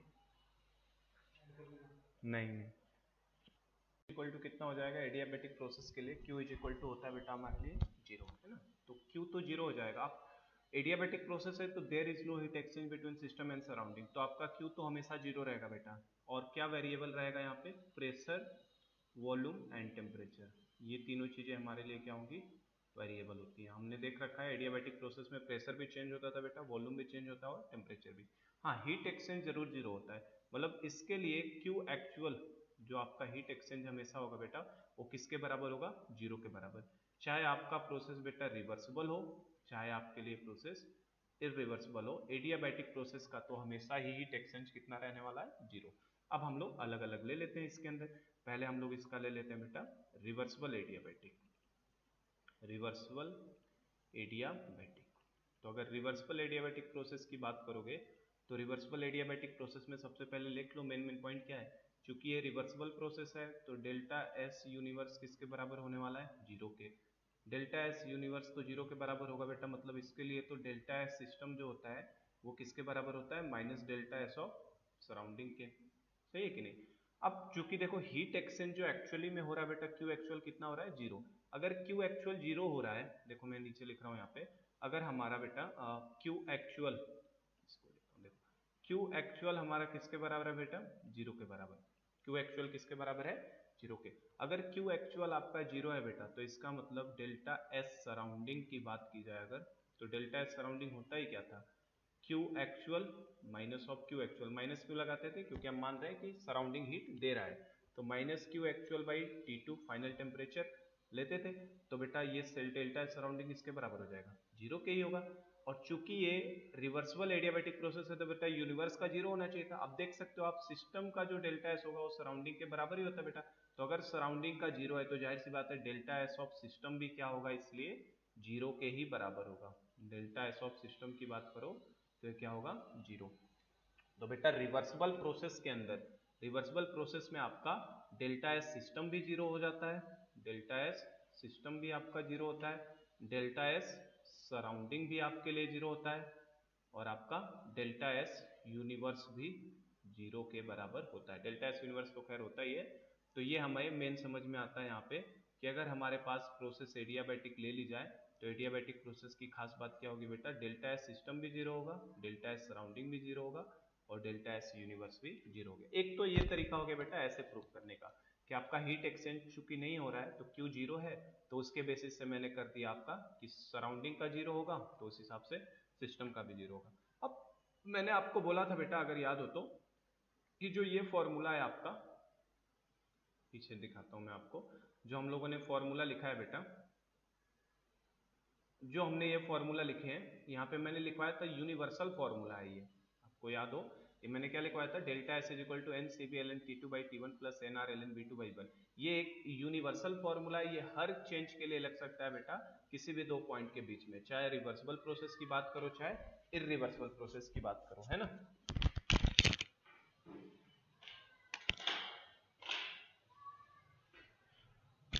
चाहे रिवर्सिबल प्रोसेस की बात करो आप, चाहे इरिवर्सिबल प्रोसेस की बात करो, ये आपका हमेशा एप्लीकेबल है वहां पे, है कि नहीं, ये फॉर्मूला हमेशा हमारा एप्लीकेबल होता था। तो अब आपको मैं इस फॉर्मूले से भी प्रूफ करके दिखाता हूं कि जो डेल्टा एस सिस्टम का निकल के आएगा बेटा, वो कितना आएगा, जीरो आएगा। इस फॉर्मूले से भी हम लोग प्रूफ करेंगे। अभी लॉजिकली तो आपको एक तरीका समझ में आ गया बेटा, कि सराउंडिंग का अगर जीरो हो रहा है, सराउंडिंग का जीरो हो रहा है, तो सिस्टम का भी जाहिर सी बात है क्या होना चाहिए था, जीरो। अब देखो इसको दूसरे तरीके से मैं करके दिखाता हूँ प्रूफ बेटा, कैसे, देखिए। डेल्टा एस सिस्टम का हम लोग जनरल फॉर्मूले से अगर चले तो हमें पता है डेल्टा एस सिस्टम का जो जनरल फॉर्मूला है हमारा, वो क्या है बेटा, N C V L N T two by T one plus N R L N V two by we one. ये हमारा जनरल फॉर्मूला है कि नहीं, N C B L N T two by T one plus N R L N V two by we one. तो इस general फॉर्मूले से भी हम प्रूव करके दिखा सकते हैं, कैसे, देखिए। आपको पता है बेटा प्रोसेस कैसा है, एडियाबैटिक। प्रोसेस कैसा लिया हमने, एडियाबैटिक। अब हमें पता है किसी भी एडियाबैटिक प्रोसेस के लिए, ऐसे लिख देता हूं मैं, for adiabatic reversible process, adiabatic reversible process, हमने पढ़ा है बेटा, एडियाबैटिक रिवर्सिबल प्रोसेस हो तो ये हमने एक रिलेशन डेवलप किया था, P V power gamma is equal to constant. और इस रिलेशन से मैं टेम्परेचर और वॉल्यूम में रिलेशन डेवलप करने की कोशिश कर रहा हूं बेटा। तो प्रेशर को किसके टर्म में रिप्लेस कर सकता हूं, टेम्परेचर के टर्म में। और कैसे रिप्लेस होगा, पीवी इज इक्वल टू क्या होता है, एनआरटी, तो पी इज इक्वल टू क्या हो जाएगा, टी बाई वी। तो मैं इसको क्या टी बाई वी से रिप्लेस कर देता हूं प्रेशर की जगह पे। यहाँ पे वी के power gamma is equal to constant है, मैंने बताया था आपको केवल ये वाला याद रखना है, बाकी आप निकाल सकते हो तुरंत। तो देखो क्या रिलेशन मिलता है बेटा, T V power gamma minus one is equal to constant, ये ऑलरेडी हमने डिराइव किया था। तो अगर T V power gamma minus one is equal to constant है, तो हम लोग बोल सकते हैं क्या, टी वन वी वन के power gamma minus one is equal to T two V two के पावर गामा माइनस वन, बोल सकते हैं यहाँ से। अब आप यहाँ से क्या करो बेटा, कि आप चाहो तो यहाँ से T one by T two by T one निकाल लो। तो T two by T one क्या निकाल रहा हूं मैं, T two by T one. तो T two by T one क्या हो जाएगा बेटा, V one upon V two के पावर क्या हो जाएगा, gamma minus one. V one upon V two के पावर क्या हो जाएगा, T two upon T one करोगे तो we one upon V two के पावर गामा माइनस वन। अब इस T two by T one की वैल्यू को यहाँ पे बेटा लाके प्लेस कर देते हैं, ठीक है। देखो, तो इस वैल्यू को लाके यहाँ पे रख देते हैं, T two by T one की वैल्यू को हम लोग रखते हैं लाके। तो जैसे ही मैं T two by T one लाके यहाँ पे रखता हूँ बेटा, मेरा डेल्टा एस सिस्टम क्या हो जाएगा, delta S system is equal to, मैं T two by T one की जगह पे क्या रखने वाला हूँ, V two by we one के पावर गामा माइनस वन, क्योंकि रिवर्सिबल एडियाबैटिक प्रोसेस है तो उसके लिए तो ये हमेशा वैलिड है रिलेशन बेटा। तो इनके लिए लाके रख देता हूँ मैं, देखो N C V L N T two by T one की जगह पे क्या रखना है मुझे, V one by V two के पावर गामा माइनस वन, ठीक है, plus N R L N V two by we one. ये समझे क्या इस बात को। अब देखो बेटा, ये गामा माइनस वन को आप बाहर ले सकते हो, ये तो लॉ की प्रॉपर्टी होती है। तो एन सी V into one upon gamma minus one, power में ना, वन में क्यों आया, वन अपॉन गलत लिख दिया मैंने, ये वन अपॉन नहीं बेटा, ये डायरेक्ट बाहर आएगा ना, गामा माइनस वन तो क्या आएगा, डायरेक्ट बाहर आ जाएगा। तो एक गामा माइनस वन को मैंने बाहर ले लिया, ठीक है। और क्या बचा यहाँ पे, L N V one by V two, L N V one by V two. तो ये L N V one upon V two ये बचा, प्लस देखो यहाँ पे क्या है, N R L N V two by we one. देखो, और हमने बेटा सीवी का एक फॉर्मूला पढ़ा होगा आपने, सीवी का फॉर्मूला क्या होता है बेटा, सीवी इज इक्वल टू, यहाँ साइड में लिख रहा हूं मैं, हमने एक फॉर्मूला पढ़ा है कि नहीं, सीवी को हम लोग आर और गामा के टर्म्स में क्या लिखते हैं, R upon gamma minus one तो लिख ही सकते हैं ना। C V is equal to R upon gamma minus one हमने डिराइव किया था पहले, तो इस सीवी को मैं R upon gamma minus one लिख देता हूँ यहाँ पे। तो ये हो गया N into R upon gamma minus one, और ये गामा माइनस वन पहले से है बेटा, और ये गामा माइनस वन नया वाला आ गया, into L N V one by V two plus N R L N V two by we one. ना, मैं फॉर्मूले से भी दिखा रहा हूँ बेटा आपको, क्योंकि ये फॉर्मूला हमेशा वैलिड है। अब इस फॉर्मूले से भी प्रूफ करके दिखाता हूँ आपको कि कैसे आपका 0 हो जाएगा। ठीक है, देखो इसी फॉर्मूले से हम लोग चल रहे हैं ना बेटा सब कुछ। तो यहाँ से अगर किया जाए तो ये देखो, ये गामा माइनस वन से gamma minus one cancel out हो जाएगा बेटा। तो क्या बना, N R L N V one by V two plus N R L N V two by we one. अब यहाँ से एन आर कॉमन है तो एन आर दोनों से ले लो, तो ब्रैकेट में क्या बचेगा बेटा, L N V one by V two into plus L N V two by we one, ये बचेगा।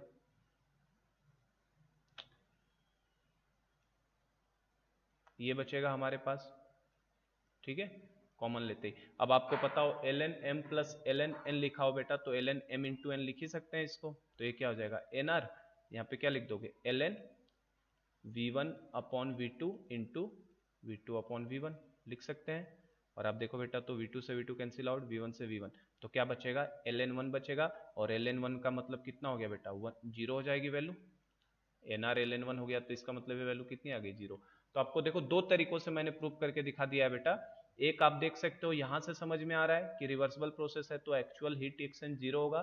तो अगर एक्चुअल हीट एक्सचेंज 0 होने वाला है हमारा, तो सराउंडिंग का 0 होगा। और चूंकि ये रिवर्सिबल प्रोसेस है तो टोटल यूनिवर्स का 0 होता है, मतलब सिस्टम सराउंडिंग बराबर। तो अगर सराउंडिंग 0 तो सिस्टम को भी 0 होना चाहिए। तो एक तो ये तरीका हो गया। अल्टरनेट तरीका ये हो गया, ये देखो ये हमारा फर्स्ट तरीका हो गया बेटा प्रूफ करने का। ठीक है, ये हमारे लिए सेकंड तरीका हो गया प्रूफ करने का कि डेल्टा एस सिस्टम अभी भी 0 होगा, क्योंकि मैंने आपको बोल दिया था कि ये फॉर्मूला बेटा हमेशा वैलिड है आपका डेल्टा एस सिस्टम का। तो आप चेक कर सकते हो, एडियाबैटिक रिवर्सिबल प्रोसेस पे मैंने इसी फॉर्मूले को यूज किया है। बस मैंने क्या किया है, T2 बाई T1 को वॉल्यूम के टर्म में रिप्लेस कर दिया है और फिर मैंने सॉल्व किया है। तो मेरा फिर से डेल्टा एस सिस्टम आप देख सकते हैं सॉल्व करने पे किसके बराबर आ रहा है बेटा, 0 के बराबर ही आ रहा है डेल्टा एस सिस्टम। आगे बात समझ में। तो डेल्टा एस सिस्टम दोनों तरीके हैं निकालने के। और एक और तरीका मैं बताता हूँ, देखो थर्ड तरीका क्या बेटा, लॉजिकली कैसे इसको प्रूव कर सकते हैं। एक देखो लॉजिकली इसको, थर्ड रास्ता इसका प्रूव करने का बेटा, थर्ड तरीका मैं आपको लॉजिकली प्रूव करा रहा हूं कि किस तरीके से होगा। फॉर्मूले से तो हम लोग समझ गए कि होने वाला है। देखो आपने प्रोसेस कैसा लिया बेटा, हमने एडियाबैटिक रिवर्सिबल प्रोसेस लिया हमने।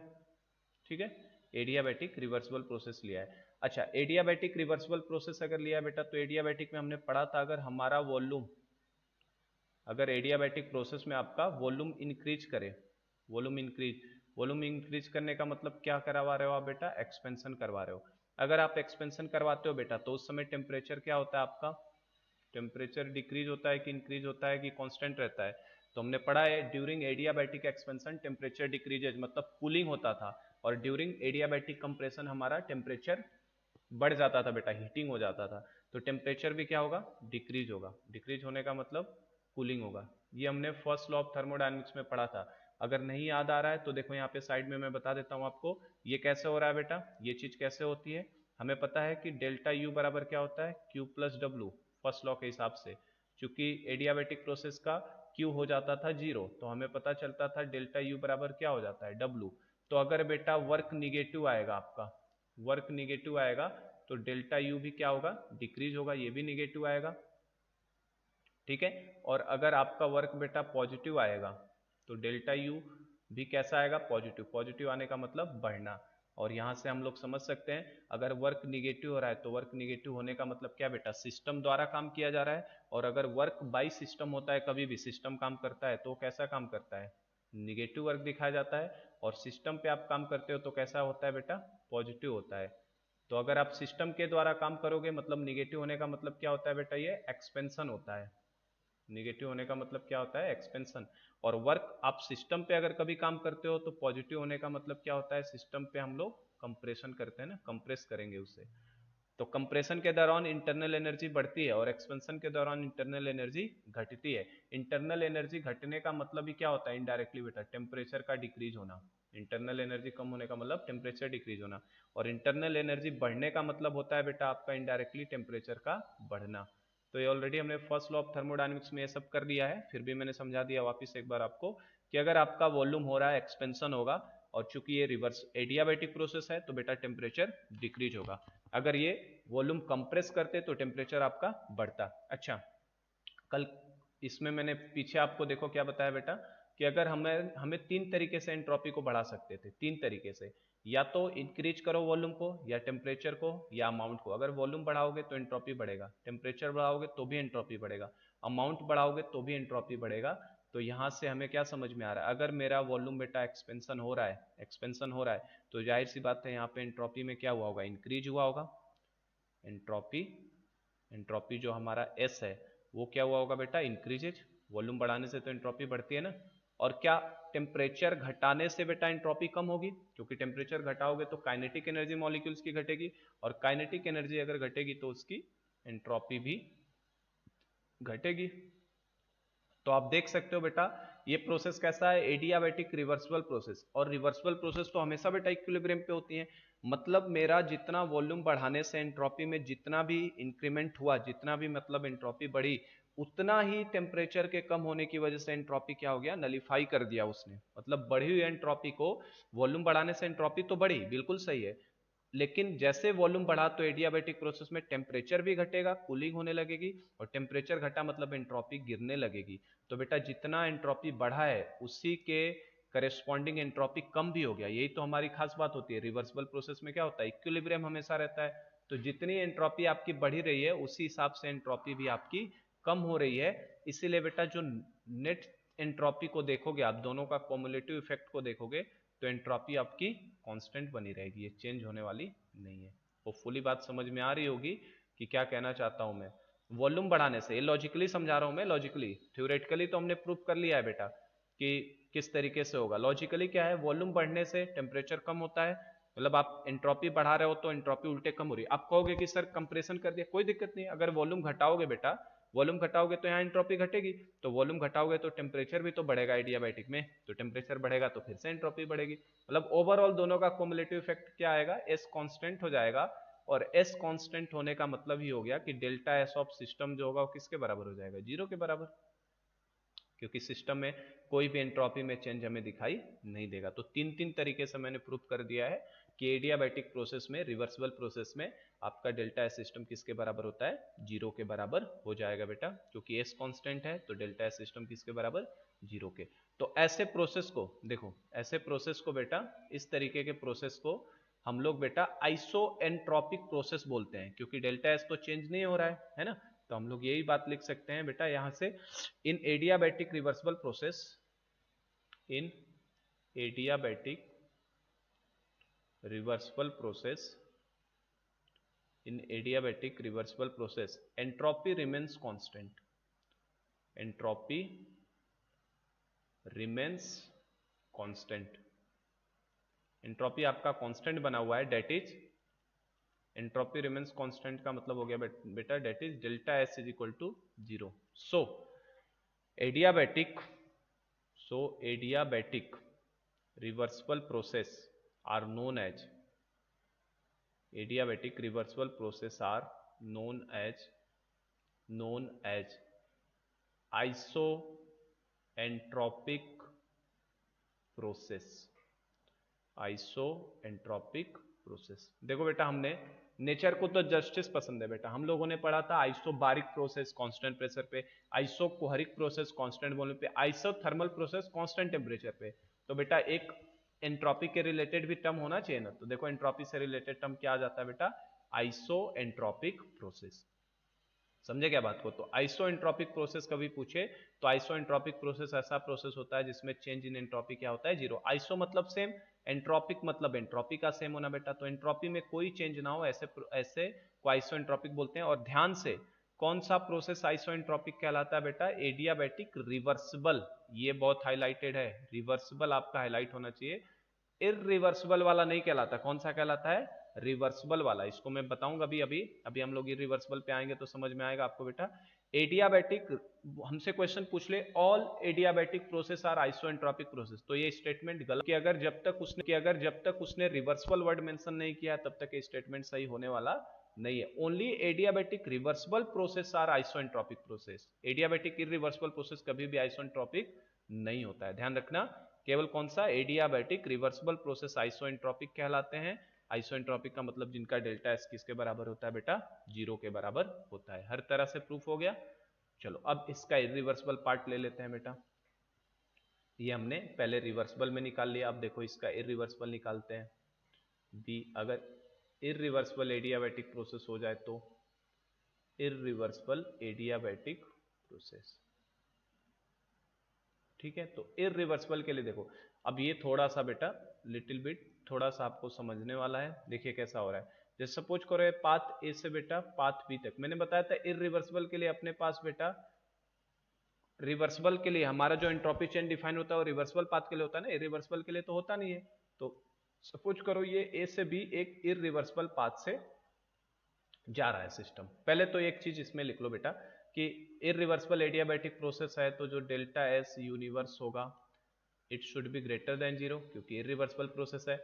और डेल्टा एस यूनिवर्स अगर ग्रेटर देन जीरो है बेटा तो delta S system will be not equal to delta S of surrounding, है कि नहीं। दोनों की वैल्यू क्या आने वाली है अलग, सिस्टम की अलग वैल्यू आएगी, सराउंडिंग की अलग। चूंकि बेटा एडियाबैटिक प्रोसेस है, देखो यहाँ पे लिख रहा हूँ एडियाबैटिक प्रोसेस है तो क्यू एक्चुअल तो अभी भी कितना होने वाला है, जीरो। एडियाबैटिक प्रोसेस है तो बेटा क्यू एक्चुअल कितना होने वाला है, जीरो। तो इसलिए एडियाबैटिक प्रोसेस है तो क्यू एक्चुअल जीरो हो गया, तो बेटा डेल्टा एस सराउंडिंग किसके बराबर होगा, जीरो के बराबर। डेल्टा एस सराउंडिंग तो किसके बराबर होगा, जीरो के। अब चूंकि डेल्टा एस सराउंडिंग और सिस्टम बराबर नहीं हो सकते बेटा, और डेल्टा एस यूनिवर्स को पॉजिटिव होना है, तो क्या डेल्टा एस सिस्टम जीरो हो सकता है क्या, यहाँ पे इरिवर्सिबल एडियाबैटिक में डेल्टा एस सिस्टम कभी भी जीरो नहीं होगा अगर वो पाथ कैसा है, इरिवर्सिबल है। इसको मैं अभी इससे प्रूव करता हूँ इस डायग्राम से। पहले तो यहां से समझो फॉर्मूले से, डेल्टा एस इनवर्स इरिवर्सिबल है तो पॉजिटिव होना चाहिए, सिस्टम की एंट्रोपी सराउंडिंग की एंट्रोपी के बराबर नहीं होगी इसमें इरिवर्सिबल है तो। बेटा चूंकि सराउंडिंग का जीरो है मतलब जाहिर सी बात है अगर सराउंडिंग का जीरो है तो delta S of system should not be equal to zero, क्योंकि इसकी तो वैल्यू पॉजिटिव आनी है इरिवर्सिबल पाथ है तो ये तो जीरो हो नहीं सकता, तो ये जीरो नहीं होगा। तो बेटा कि डेल्टा एस सिस्टम कैसे निकलेगा, तो डेल्टा एस सिस्टम अपने फॉर्मूले से निकलेगा, जो फॉर्मूला वैलिड है। कौन सा formula, N C V L N T2 by T1 plus NR ln V2 by V1। अगर आपको वॉल्यूम और टेम्परेचर दिया है तो इस फॉर्मूले से निकालो, और नहीं तो आपको प्रेशर दिया है तो बेटा इस फॉर्मूले से निकालो, NCP ln T2 by T1 plus NR ln P1 by P2। और ये बेटा बता दूं तो ये भी जीरो के बराबर कभी नहीं आएगा, ये भी कभी जीरो के बराबर आपका नहीं आएगा, जरूर कुछ ना कुछ यहाँ पे वैल्यू कैलकुलेट होके मिलेगी। तो ये फॉर्मूला अगर हम लोगों ने रिवर्सिबल के लिए लगाया था बेटा तब ये किसके बराबर आया था, जीरो। इसमें अब वो वैल्यू पुट नहीं कर सकते ना, देखो जरा सा समझो। इसमें बेटा ये जो रिलेशन हम लोगों ने डेवलप किया था इसी पेज पे है शायद वो, हाँ ये जो हम लोगों ने रिलेशन लगाया था बेटा ये वाला PV power gamma is equal to constant, ये रिवर्सिबल पाथ के लिए एप्लीकेबल होता है ना, ये ध्यान रखिएगा। ये किसके लिए बेटा एप्लीकेबल होता है, ये रिवर्सिबल में हम लोगों ने डेराइव किया था, इरिवर्सिबल पाथ के लिए तो ये एप्लीकेबल नहीं है ना। ये इरिवर्सिबल पाथ पे T2 बाई T1 की जगह पे T2 बाई T1 को V2 और V1 के टर्म्स में नहीं लिख सकते ना। आपको याद हो तो बेटा फाइनल टेम्परेचर निकालने का, अगर आपको रिवर्सिबल पाथ है तो फाइनल टेम्परेचर निकालने के लिए आपको इनसे फॉर्मूले से जाना होता था, इस फॉर्मूले को इसमें कन्वर्ट करके इससे निकालते थे फाइनल टेम्परेचर, या प्रेशर टेम्परेचर वाले से निकालते थे। लेकिन आपको इरिवर्सिबल के लिए अलग से ही टॉपिक मैंने करवाया था आप कि calculation of final temperature in irreversible adiabatic process, याद है। तो उसमें मैंने लॉजिक बताया था आपको डेल्टा यू बराबर डब्ल्यू रख के हमेशा सॉल्व करना है, ध्यान आ रहा है। तो बेटा इरिवर्सिबल में अलग आता है और रिवर्सिबल में अलग आता है, यहाँ पे उस रिलेशन को आप वैलिड नहीं कर सकते, तो ये कभी भी नॉन ये जीरो के बराबर आने वाला नहीं है। अब देखो वही मैं कह रहा था इरिवर्सिबल पाथ से तो निकलता नहीं है, तो हम लोग क्या करते हैं बेटा एक इमेजिनरी रिवर्सिबल पाथ को मानते हैं। लेकिन देखो इस पाथ को मैं बी तक नहीं पहुंचा रहा हूँ, क्योंकि ये मेरा रिवर्सिबल एडियाबैटिक, अगर मैंने मान लिया कि मैं रिवर्सिबल एडियाबैटिक पाथ से पहुंचूं वहां पे, ये ऊपर वाला जो है मेरे लिए कैसा है, इरिवर्सिबल एडियाबैटिक पाथ है, ये इरिवर्सिबल एडियाबैटिक पाथ है। और नीचे मैं चाहता हूं रिवर्सिबल एडियाबैटिक पाथ से यहां तक पहुंच जाऊं बी पॉइंट तक, तो जो कि कभी पॉसिबल ही नहीं है बेटा। आप इरिवर्सिबल पाथ से वहां तक अगर गए हो तो रिवर्सिबल पाथ से आप सेम बी पॉइंट पे नहीं पहुंच सकते, क्योंकि बेटा हमने कैलकुलेशन देखा था इरिवर्सिबल एडियाबैटिक में अलग टेम्परेचर का फॉर्मूला था, रिवर्सिबल एडियाबैटिक में निकालना था हमें टेम्परेचर तो अलग तरीके से निकालते थे। तो आप कभी भी ए से बी तक बेटा रिवर्सिबल एडियाबैटिक पाथ से तो नहीं पहुंच सकते, तो रिवर्सिबल एडियाबैटिक पाथ से नहीं पहुंच सकते तो डेल्टा एस रिवर्सिबल वाले से आप कैलकुलेशन भी नहीं कर पाओगे इसमें, है ना। तो आप क्या करना पड़ेगा आपको बेटा, कोई दूसरा अल्टरनेट पाथ मानना पड़ेगा। तो मैंने इस तरीके का कोई अल्टरनेट पाथ माना जो मेरा बी तक पहुंचा रहा है। अब जाहिर सी बात है ये जो पाथ होगा मेरे लिए बेटा ये कोई न्यू पाथ है, न्यू पाथ है, और ये जाहिर सी बात है ये पाथ बेटा नॉन एडियाबैटिक होगा। ये पाथ कैसा होगा मेरे लिए? नॉन एडियाबैटिक होगा। ये एडियाबैटिक हो ही नहीं सकता, क्योंकि मैंने बता दिया रिवर्सिबल एडियाबैटिक पाथ से आप कभी नहीं पहुंच पाओगे, तो ये कोई नॉन एडियाबैटिक रिवर्सिबल पाथ होगा। ये कोई नॉन एडियाबैटिक रिवर्सिबल पाथ होगा। हाँ, तो इस पाथ के थ्रू आप चेंज इन एंट्रोपी को कैलकुलेट करोगे तो बेटा इनिशियल फाइनल पॉइंट तो सेम ही आएगा, तो एंट्रोपी चेंज के लिए सेम वैल्यू आएगी। बट ये क्यू ये 0 के बराबर नहीं आएगा बेटा, क्योंकि ये नॉन एडियाबैटिक पाथ है, और नॉन एडियाबैटिक पाथ है तो इसका क्यू जो है वो कभी भी 0 के बराबर नहीं आएगा। यहाँ कुछ ना कुछ इस पाथ में हीट का एक्सचेंज जरूर होगा। होपफुली समझ में आ गया होगा, है ना। तो इसलिए मैं कहता हूं थोड़ा सा एंट्रोपी वाला टॉपिक बेटा लिटिल बिट डिफिकल्ट लगता है लोग बच्चों को, पर है बहुत अच्छा, मजेदार है। इसी में दिक्कत थोड़ी होती है एडियाबैटिक वाले में। तो सराउंडिंग का इसमें क्या होगा, हो जाएगा बेटा 0 हो जाएगा सराउंडिंग का, लेकिन सिस्टम का 0 कभी भी नहीं होगा। और कैलकुलेट करने का फॉर्मूला क्या रहेगा, जो अपना फॉर्मूला निकाला है हमने वो फॉर्मूला वैलिड होगा यहाँ पे सिस्टम का निकालने के लिए, क्योंकि कोई नया पाथ है जो नॉन एडियाबैटिक रिवर्सिबल पाथ है बेटा, तो क्यू बराबर कभी भी इसमें 0 होने वाला नहीं है। मतलब यहां से मैं ऐसे लिख दूं, अगर क्यू बराबर कभी 0 नहीं होगा बेटा इसमें, तो डेल्टा एस ऑफ सिस्टम जो होता है, डेल्टा एस ऑफ सिस्टम वो क्या होता है formula, Q reversible by T निकालते हैं। तो इसमें चूंकि ये 0 के बराबर नहीं होगा, तो क्यू रिवर्सिबल बाई टी कभी कैलकुलेशन 0 हमें नहीं देगा। और हमें पता ही है बेटा डेल्टा एस यूनिवर्स जो होता है वो तो सिस्टम प्लस सराउंडिंग के सम के इक्वल होता है, तो ये हमेशा ग्रेटर देन क्या होगा, 0 हो जाएगा। हमें पता है ये रिवर्सिबल में ग्रेटर देन 0 होता है, तो सिस्टम का नॉन 0 है और सराउंडिंग का कितना आने वाला है, 0 आने वाला है। आई बात समझ में? अब बस एक लास्ट इसमें है उसका फ्री एक्सपेंशन वाला, ये हम लोग समझ गए ना। इसमें क्या ध्यान में रखना है, सिस्टम का निकालने के लिए जो नॉर्मल फॉर्मूला है उसी को यूज करना है बेटा। सराउंडिंग का हमेशा किसके बराबर होगा, 0 के। अभी मैं समराइज करके सारे फॉर्मूले एक जगह चार्ट के फॉर्म में लिख दूंगा आपके लिए, सबके लिए। पहले हम लोग सबको डेराइव तो कर लें, और इसके बाद लास्ट प्रोसेस बेटा इसका इरिवर्सिबल एडियाबैटिक वाले का क्या निकाल लो, एडियाबैटिक का एक्सपेंशन वाला निकाल लो बेटा, है ना। एक और लगा लेते हैं, सी पार्ट जो होगा उसमें free expansion, adiabatic free expansion, जैसे हमने आइसोथर्मल फ्री एक्सपेंशन किया उसी तरह से एडियाबैटिक फ्री एक्सपेंशन अब देख लेते हैं। तो एडियाबैटिक फ्री एक्सपेंशन की बात करो तो बेटा चूंकि ये फ्री एक्सपेंशन है, तो फ्री एक्सपेंशन की खास बात क्या होती है, P external 0, expansion against 0 external pressure, P external 0, तो वर्क डन कितना आएगा बेटा, 0। चूंकि ये प्रोसेस कैसा है, एडियाबैटिक, तो एडियाबैटिक प्रोसेस की खास बात क्या होगी बेटा, एडियाबैटिक के लिए तो Q बराबर भी 0 होता है। अब अगर मैं फर्स्ट लॉ ऑफ थर्मोडायनेमिक्स को लगा दूं यहाँ पे, तो फर्स्ट लॉ ऑफ थर्मोडायनेमिक्स क्या कहता है, डेल्टा U बराबर Q प्लस डब्ल्यू। देखो आइसोथर्मल में भी ऐसे ही हमने निकाला था बेटा सब 0, वहां पे फर्क ये था कि पहले मैंने डेल्टा U 0 किया था, यहाँ एडियाबैटिक है तो मैंने पहले किसको 0 किया, Q को 0 कर लिया। तो ये वाला टर्म 0 है बेटा, ये वाला टर्म भी 0 है, तो जाहिर सी बात है डेल्टा U भी क्या होगा इसके लिए, 0 ही होगा। तो इनमें एडियाबैटिक फ्री एक्सपेंशन में सब टर्म 0 हो जाता है, W भी आपका 0 हो गया बेटा, वर्क तो 0 होना ही था, फ्री एक्सपेंशन है, हीट तो 0 होगा एडियाबैटिक है तो, और देखो डेल्टा U भी क्या आ गया, 0। तो सारे टर्मिनोलॉजी किसके बराबर आ जाते हैं, 0 के बराबर। तो चूंकि ये बेटा फ्री एक्सपेंशन है, एक्सपेंशन होने का मतलब क्या है, एक्सपेंशन होने का मतलब बेटा वॉल्यूम का बढ़ना ही है। एक्सपेंशन होने का मतलब क्या है, V2 will be greater then V1, volume का बढ़ना है। एक्सपेंशन मतलब क्या, volume increases, V2 greater than V1। तो अगर वॉल्यूम बेटा बढ़ता जा रहा है, अच्छा डेल्टा U बराबर 0 होने का मतलब बेटा टेम्परेचर T1 और T2 आपस में क्या हो गए, सेम हो गए। डेल्टा U 0 होने का मतलब T1 T2 सेम हो गए। अब चूंकि एक्सपेंशन हो रहा है बेटा और वॉल्यूम को बढ़ना ही है, एक्सपेंशन हो रहा है तो वॉल्यूम को बढ़ना है, और वॉल्यूम बढ़ेगा तो जाहिर सी बात है एंट्रोपी तो क्या होगी, बढ़ेगी। एंट्रोपी क्या होने वाली है, इंक्रीज होने वाली है। एंट्रोपी तो सिस्टम की इंक्रीज होने वाली है। सराउंडिंग की एंट्रोपी कितनी रहेगी, Q अगर 0 है बेटा तो डेल्टा एस सराउंडिंग, पहले सराउंडिंग का लिख लो, सराउंडिंग का तो डेल्टा एच क्या होगा बेटा, minus of Q actual by T। चूंकि हीट का तो कोई एक्सचेंज हो नहीं रहा बेटा, हीट का एक्सचेंज नहीं हो रहा, तो डेल्टा एस सराउंडिंग तो किसके बराबर आएगा, 0 के। लेकिन डेल्टा एस सिस्टम जो होगा वो किसके बराबर आएगा, फॉर्मूला लगा लो, NCV ln T2 by T1 plus NR ln V2 by V1। तो बेटा चूंकि डेल्टा U 0 है तो T1 बराबर T2 है, मतलब ये वाला टर्म 0 हो जाएगा। तो इसका मतलब डेल्टा एस सिस्टम का फॉर्मूला क्या आएगा हमारे लिए, तो डेल्टा एस सिस्टम का हमारे लिए फॉर्मूला आ जाता है यहाँ से बेटा, जो फॉर्मूला मन करे वो वाला लगा लो। डेल्टा एस सिस्टम हो जाएगा NR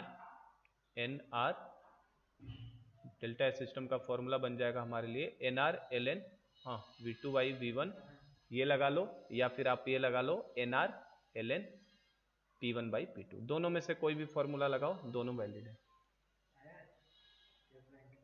नहीं नहीं नहीं आया है, पूछा उसको मैंने, वहाँ दोनों से पूछा, नहीं आया। हाँ हाँ हाँ पूछा ना, और रात को आए थे, नहीं आया। बैंक जाना पड़ेगा यहाँ तुम्हें, एक बार घुमाओ, क्योंकि दोनों के पास नहीं है, दोनों से पूछ लिया था मैंने। हाँ एक बार घुमाओ।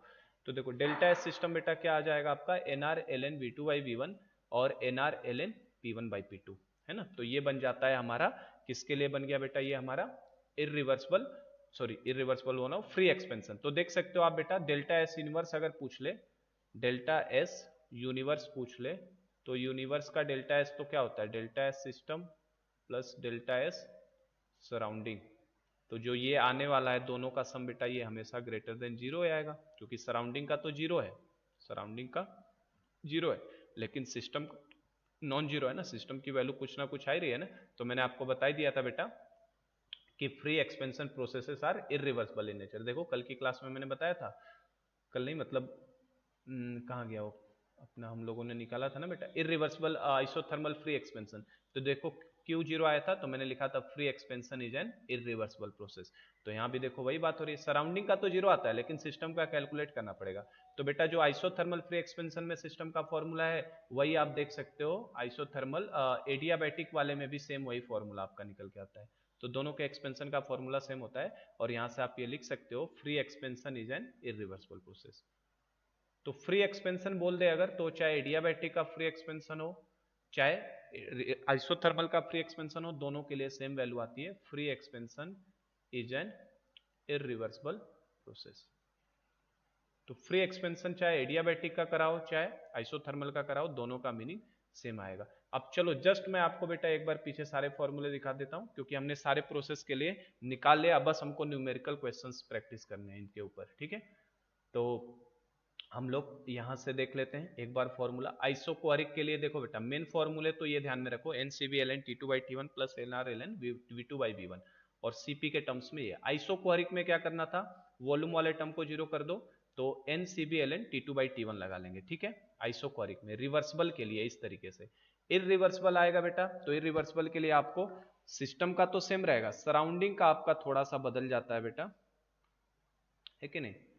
इरिवर्सिबल के केस में सराउंडिंग का आपका थोड़ा सा बदल जाता है, सराउंडिंग के लिए आपको NCB T2-T1/T2 लगाना रहता है, ठीक है। और सिस्टम का तो सेम रहेगा, चाहे रिवर्सिबल लो चाहे इरिवर्सिबल हो, सराउंडिंग का भले ही चेंज होगा। रिवर्सिबल के केस में सराउंडिंग का उतना ही रहता है जितना सिस्टम का होता है, साइन चेंज होता है। और इरिवर्सिबल पाथ में आओगे तो सराउंडिंग के लिए आपको एक्चुअल हीट निकालनी पड़ती है, जो हमेशा फर्स्ट लॉ ऑफ थर्मोडायनेमिक्स से निकाला जाएगा आपके लिए, ठीक है। चलो नेक्स्ट, इसके बाद हम लोगों ने जो देखा था बेटा आइसोबारिक प्रोसेस देखा था, तो आइसोबारिक प्रोसेस को भी देख लो। आइसोबारिक प्रोसेस में बात करो तो आइसोबारिक प्रोसेस में क्या है, रिवर्सिबल के लिए NCP ln T2/T1, सराउंडिंग का सेम वही रहेगा माइनस साइन के साथ। इरिवर्सिबल पाथ में जाओगे तो इरिवर्सिबल पाथ में सिस्टम का तो सेम ही रहेगा बेटा, सराउंडिंग का आपका फॉर्मूला बदल जाएगा, बस सराउंडिंग का ये हो जाएगा। इनको अब एक साथ समराइज अभी कर देता हूं मैं, सारे फॉर्मूले एक पास में। यहाँ देखो ये हमारा आइसोथर्मल की बात करो तो आइसोथर्मल में डेल्टा एस सिस्टम वॉल्यूम के टर्म्स में भी निकाल सकते हैं, प्रेशर के टर्म्स में। सराउंडिंग का बेटा सेम रहेगा, बस माइनस साइन लग जाएगा। इरिवर्सिबल में सिस्टम का सेम रहने वाला है, सराउंडिंग का आपका फर्स्ट लॉ ऑफ थर्मोडायनेमिक्स की हेल्प से कैलकुलेट करना पड़ता है, और वो आपका आ रहा है minus P external V2 minus V1/T। ये समझाया ना मैंने किस तरीके से आता है आपको। चलो इसके बाद हमारे पास जो चौथा आइसोथर्मल में फ्री एक्सपेंशन हो सकता था बेटा, तो फ्री एक्सपेंशन में चाहे एडियाबैटिक का कराओ चाहे आइसोथर्मल का, दोनों के लिए सिस्टम का फॉर्मूला सेम रहेगा, सराउंडिंग का हमेशा जीरो आएगा। उसके बाद नेक्स्ट बात करें बेटा, अगर हम नेक्स्ट अगला देखो, हम लोगों ने एंट्रोपी को बढ़ाने के तरीके देखे थे। देन अगर इस प्रोसेस में आ जाओ अगर एडियाबैटिक में, तो एडियाबैटिक में बेटा सिस्टम का रिवर्सिबल में है तो सिस्टम भी जीरो, सराउंडिंग भी जीरो, यूनिवर्स भी जीरो। और इरिवर्सिबल, इसको प्रूव करने के 3 तरीके दिखाए मैंने आपको। और अगर आप इसमें आ जाओ, इरिवर्सिबल में आ जाओ, अगले पेज पे क्या, इरिवर्सिबल में आ जाओ, तो इरिवर्सिबल में सिस्टम के लिए पूरा फॉर्मूला वैलिड है, सराउंडिंग का जीरो होगा, ठीक है। इनको चलो हम लोग लास्ट अब समराइज कर लेते हैं बेटा, एक जगह पे फॉर्मूले सारे लिख लेते हैं। तो देखो यहाँ हेडिंग ऐसे डाल लो, entropy formula, entropy formula for all type of process, for all type of process.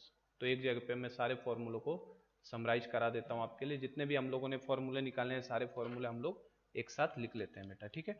तो देखो सबसे पहले हम लोग आइसोबारिक के लिए लिख लेते हैं, आइसोक्वारिक, जिसका भी लिखना चाहो। चलो सबसे पहले हम लोग बेटा आइसोक्वारिक के लिए लिखते हैं, आइसोक्वारिक। अब आइसोक्वारिक में भी दो तरीके, दो बना लो। एक बना लो बेटा रिवर्सिबल आइसोक्वारिक जाए, और एक बार बना लो जब इरिवर्सिबल आइसोक्वारिक जाए। तो रिवर्सिबल जाएगा तो उसमें क्या क्या फॉर्मूला आएंगे, और इरिवर्सिबल में क्या क्या फॉर्मूला आएंगे। अगर पाथ हमारा रिवर्सिबल है बेटा, तो सबसे पहले डेल्टा एस यूनिवर्स को लिख लो किसके बराबर, 0 के बराबर। और इरिवर्सिबल वाले में डेल्टा एस यूनिवर्स को लिख लो बेटा ग्रेटर देन 0। निकालने का तरीका पता है बेटा, सिस्टम सराउंडिंग को जोड़ना है। इसके अंदर जो आइसोक्वारिक में डेल्टा एस सिस्टम आता है, चूंकि आइसोक्वारिक है वॉल्यूम वाला है बेटा, तो इसमें कौन सा आता है, एन सी वी एल एन T2/T1, क्योंकि वॉल्यूम वाला टर्म 0 हो जाता है, ये सिस्टम का आता है। और सराउंडिंग का निकालना है आपको, सराउंडिंग का, तो सराउंडिंग का बस बेटा माइनस साइन यहाँ पे लग जाएगा, डेल्टा एस सिस्टम ये लिख देता हूँ मैं। जो आप यहाँ से कैलकुलेट करना उसके आगे माइनस साइन लगा देना।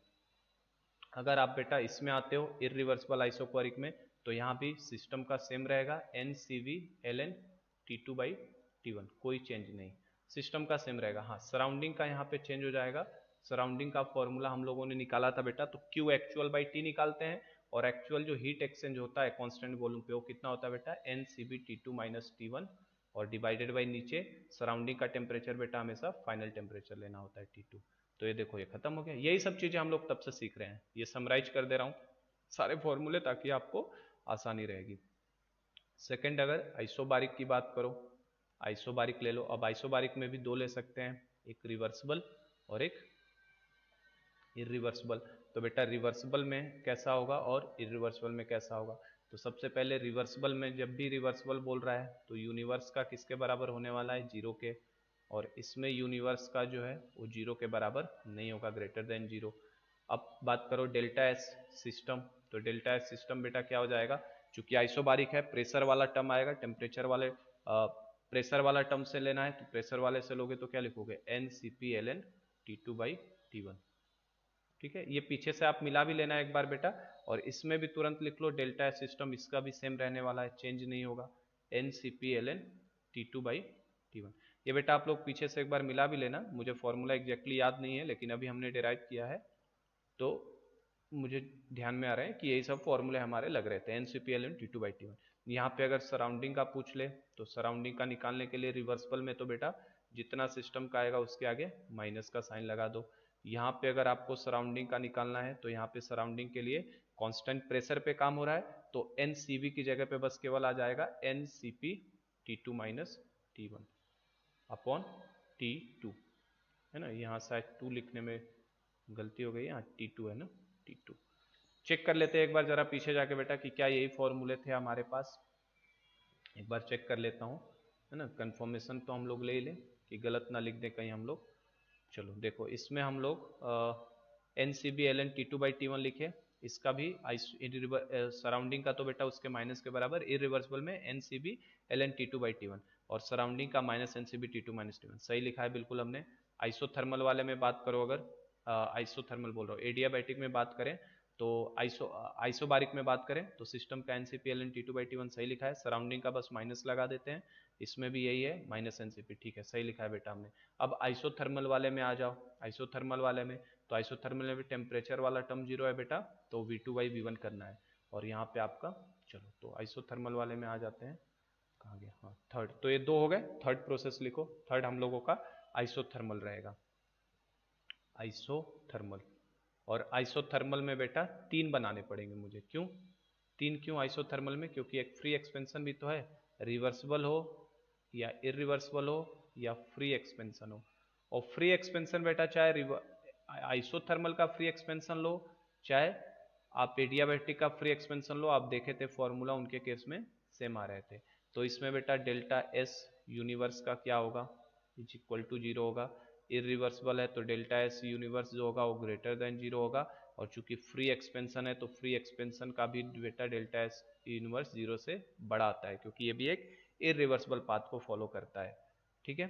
फिर देखो अब इसमें फॉर्मूले लिख लो, डेल्टा एस यूनिवर्स तो ये हो जाता है। अब इसमें आती कितनी है वैल्यू बेटा, इसकी वैल्यू जो हम लोग निकालते हैं डेल्टा एस ऑफ सिस्टम, तो सिस्टम का T2/T1 वाला टर्म को बस जीरो करा दो, तो इसको दो फॉर्म में निकाल सकते हो, NCV नहीं NCV बोल रहा हूँ, NCV तो गलत हो जाएगा ना, T2/T1 वाला टर्म नहीं लेना है, क्या आना है, NR आना है ना, NR V2/V1 आ सकता है, या फिर इसको NR P1/P2 भी लिख सकते हैं, है कि नहीं। और डेल्टा एस सराउंडिंग अगर निकालना है, ये तो डेल्टा एस सिस्टम हो गया, अगर डेल्टा एस सराउंडिंग पूछे तो डेल्टा एस सराउंडिंग के लिए कुछ नहीं करना है, बस क्या कर देना है बेटा, minus delta S of system कर देना है, बस क्या करना है हमको, minus delta S of system, ठीक है, सिस्टम का बस माइनस लगा देना है। इसी तरीके से सेकंड में आओ अगर, तो सेकंड में बेटा डेल्टा एस ऑफ सिस्टम क्या आएगा, डेल्टा एस ऑफ सिस्टम तो मैंने बताया रिवर्सिबल हो चाहे रिवर्सिबल हो कोई फर्क नहीं पड़ता, इसका NR ln V2/V1 ही आने वाला है, is equal to NR ln P1/P2 ही आने वाला है। हाँ, सराउंडिंग का फॉर्मूला भले ही चेंज हो जाएगा, यहाँ पे अब जो सराउंडिंग का फॉर्मूला आता है बेटा, है ना, थोड़ा सा इधर कर लेता हूँ मैं, देखो यहाँ पे जो सराउंडिंग का फॉर्मूला आता है वो हमारे लिए क्या आया था, डेल्टा एस सराउंडिंग निकालना है, तो वो आया था बेटा minus P external V2-V1 upon T2।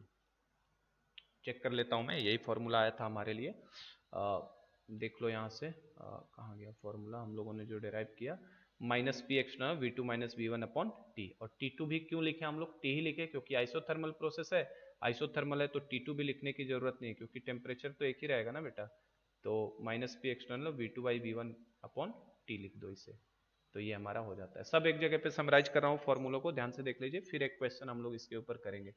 Free expansion की बात करो तो फ्री एक्सपेंशन में डेल्टा एस यूनिवर्स क्या है, ग्रेटर देन जीरो है बेटा, तो इसके लिए सिस्टम का जो फॉर्मूला आता है, सिस्टम का वो आता है, सिस्टम के लिए फॉर्मूला क्या लगा देंगे, तो डेल्टा एस सिस्टम निकालना है तो डेल्टा एस सिस्टम का फॉर्मूला वही रहेगा सेम, जो ये फॉर्मूले हमारे पास है कि नहीं, क्योंकि टेम्परेचर तो जीरो है ना, NR ln V2/V1, यही फॉर्मूले सेम रहेंगे, NR ln V2/V1 is equal to NR ln P1/P2, इन दोनों में से कोई भी लगा लो, और जो डेल्टा एस सराउंडिंग का होगा इसके लिए, तो चूंकि ये फ्री एक्सपेंशन है तो फ्री एक्सपेंशन में बेटा नो हीट एक्सचेंज, तो डेल्टा एस सराउंडिंग इसके लिए कितना आएगा, फ्री एक्सपेंशन के केस में जीरो आएगा।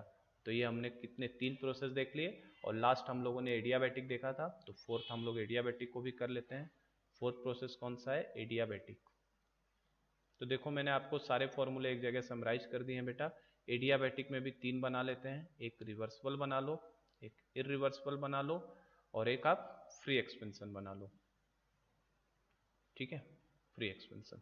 तो देखो रिवर्सिबल में क्या होगा, रिवर्सिबल में क्या होगा किस तरीके से, तो रिवर्सिबल की बात करो तो पहले तो बेटा रिवर्सिबल में डेल्टा एस यूनिवर्स किसके बराबर होगा, जीरो के, चूंकि एडियाबैटिक है तो कोई भी हीट एक्सचेंज नहीं होता है बेटा, तो इसका डेल्टा एस सिस्टम भी किसके बराबर आया था हमारे लिए, जीरो के, कोई भी हीट एक्सचेंज नहीं होगा तो सराउंडिंग का, पहले हम लोगों ने सराउंडिंग का जीरो निकाला था, फिर मैंने आपको डेल्टा एस सिस्टम भी प्रूव करके दिखाया था किसके बराबर आता है, जीरो के, तो इसका तो डेल्टा एस सिस्टम भी जीरो आएगा और इसका डेल्टा एस सराउंडिंग भी जीरो आएगा। इसीलिए बेटा रिवर्सिबल वाले को ही क्या बोला जाता है, रिवर्सिबल वाले प्रोसेस को हम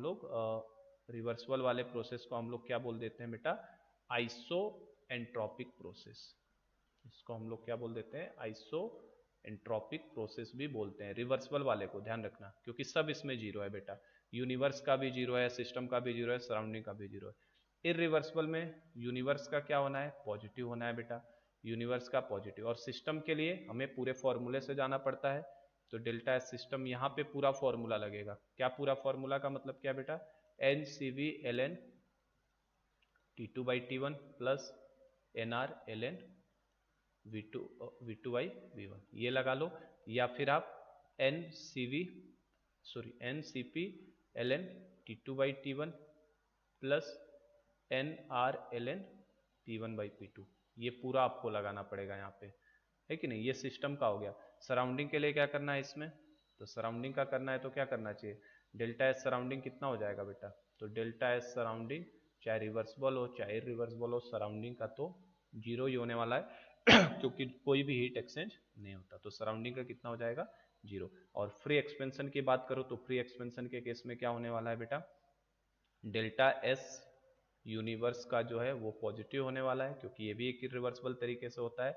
तो ये अगर इक्वल टू जीरो होने वाला, ग्रेटर देन जीरो, तो डेल्टा एस सिस्टम के लिए क्या फॉर्मूला लगेगा, क्योंकि इसमें बेटा फ्री एक्सपेंशन में टेम्परेचर तो कांस्टेंट ही हो जाता था डेल्टा यू बराबर, तो सेम यही फॉर्मूला आ जाता है जो ऊपर लगाए थे हम लोग। तो N R L N V two by we one is equal to, ये भी लगा लो, N R L N P one by P two, क्योंकि फ्री एक्सपेंशन के केस में कोई फर्क नहीं पड़ता, दोनों के लिए सेम फॉर्मूला होता है बेटा। और फ्री एक्सपेंशन का डेल्टा एस सराउंडिंग अगर पूछ ले तो क्या होगा, तो फ्री एक्सपेंशन में डेल्टा एस सराउंडिंग जो होगा वो किसके बराबर होगा, जीरो के बराबर हो जाएगा। ठीक है, तो सारे प्रोसेस के फॉर्मूले मैंने यहाँ पे समराइज कर दिए हैं बेटा आपके लिए। आई बात समझ में, ये देख सकते हो आप सारे फॉर्मूले हमारे यहाँ पे आ चुके हैं, एक जगह पे सारे फॉर्मूले कलेक्ट हो गए जो हम लोगों ने निकाला, entropy formula for all type of process. तो बेटा एंट्रोपी में बता रहा हूँ लिटिल बिल डिफिकल्ट टॉपिक लगता है, इवन टीचर को भी पढ़ाने में बहुत डिफिकल्टी फील होती है टॉपिक को, क्योंकि इसमें बहुत सारी चीजें सोचनी पड़ती है, रिवर्सिबल है कि इरिवर्सिबल। और उसमें भी देखो है ना, आइसोबारिक में तो कोई दिक्कत नहीं, आइसोबारिक में तो आराम से लग जाएगा। आइसो हमारे लिए जो मोस्ट इंपॉर्टेंट है, ये इन दोनों प्रोसेस इंपॉर्टेंट है बेटा, ये दोनों वेरी वेरी इंपॉर्टेंट है।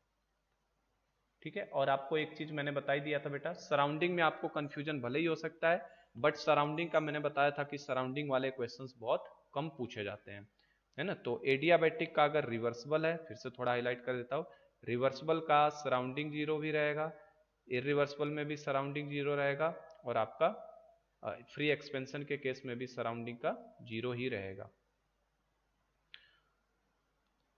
इरिवर्सिबल के केस में भी सराउंडिंग का जीरो ही रहेगा। ठीक है बेटा, और बाकी आप देख ही रहे हो कि यहाँ पे सिस्टम का भी जीरो हो रहा है, रिवर्सिबल के केस में सिस्टम का भी जीरो हो जाता है, रिवर्सिबल में केवल, तो इसीलिए इसको आइसोएंट्रोपिक बोला जाता है, इसीलिए इसको क्या बोलते हैं, आइसोएंट्रोपिक। इरिवर्सिबल वाले को आइसोएंट्रोपिक प्रोसेस आप नहीं बोल सकते हैं। ठीक है, चलो तो लेक्चर काफी लंबा हो गया है। ठीक है, न्यूमेरिकल प्रॉब्लम मैं नहीं करवा रहा हूँ आज की क्लास में, केवल हम लोग फॉर्मूले पे आज के लेक्चर को रोक देते हैं। न्यूमेरिकल क्वेश्चन में इसके ऊपर नेक्स्ट क्लास में लूंगा आपको कि किस तरीके से न्यूमेरिकल सवाल बनते हैं, बस आप एक बार फॉर्मूलों को समराइज कर लो बेटा, है ना, क्योंकि ये लेक्चर जुड़ के मुझे लग रहा है 1.5 घंटे का हो गया है ना। तो कल हम लोग नेक्स्ट क्लास में इसके ऊपर न्यूमेरिकल प्रॉब्लम को स्टार्ट करेंगे। चलिए, thank you so much students.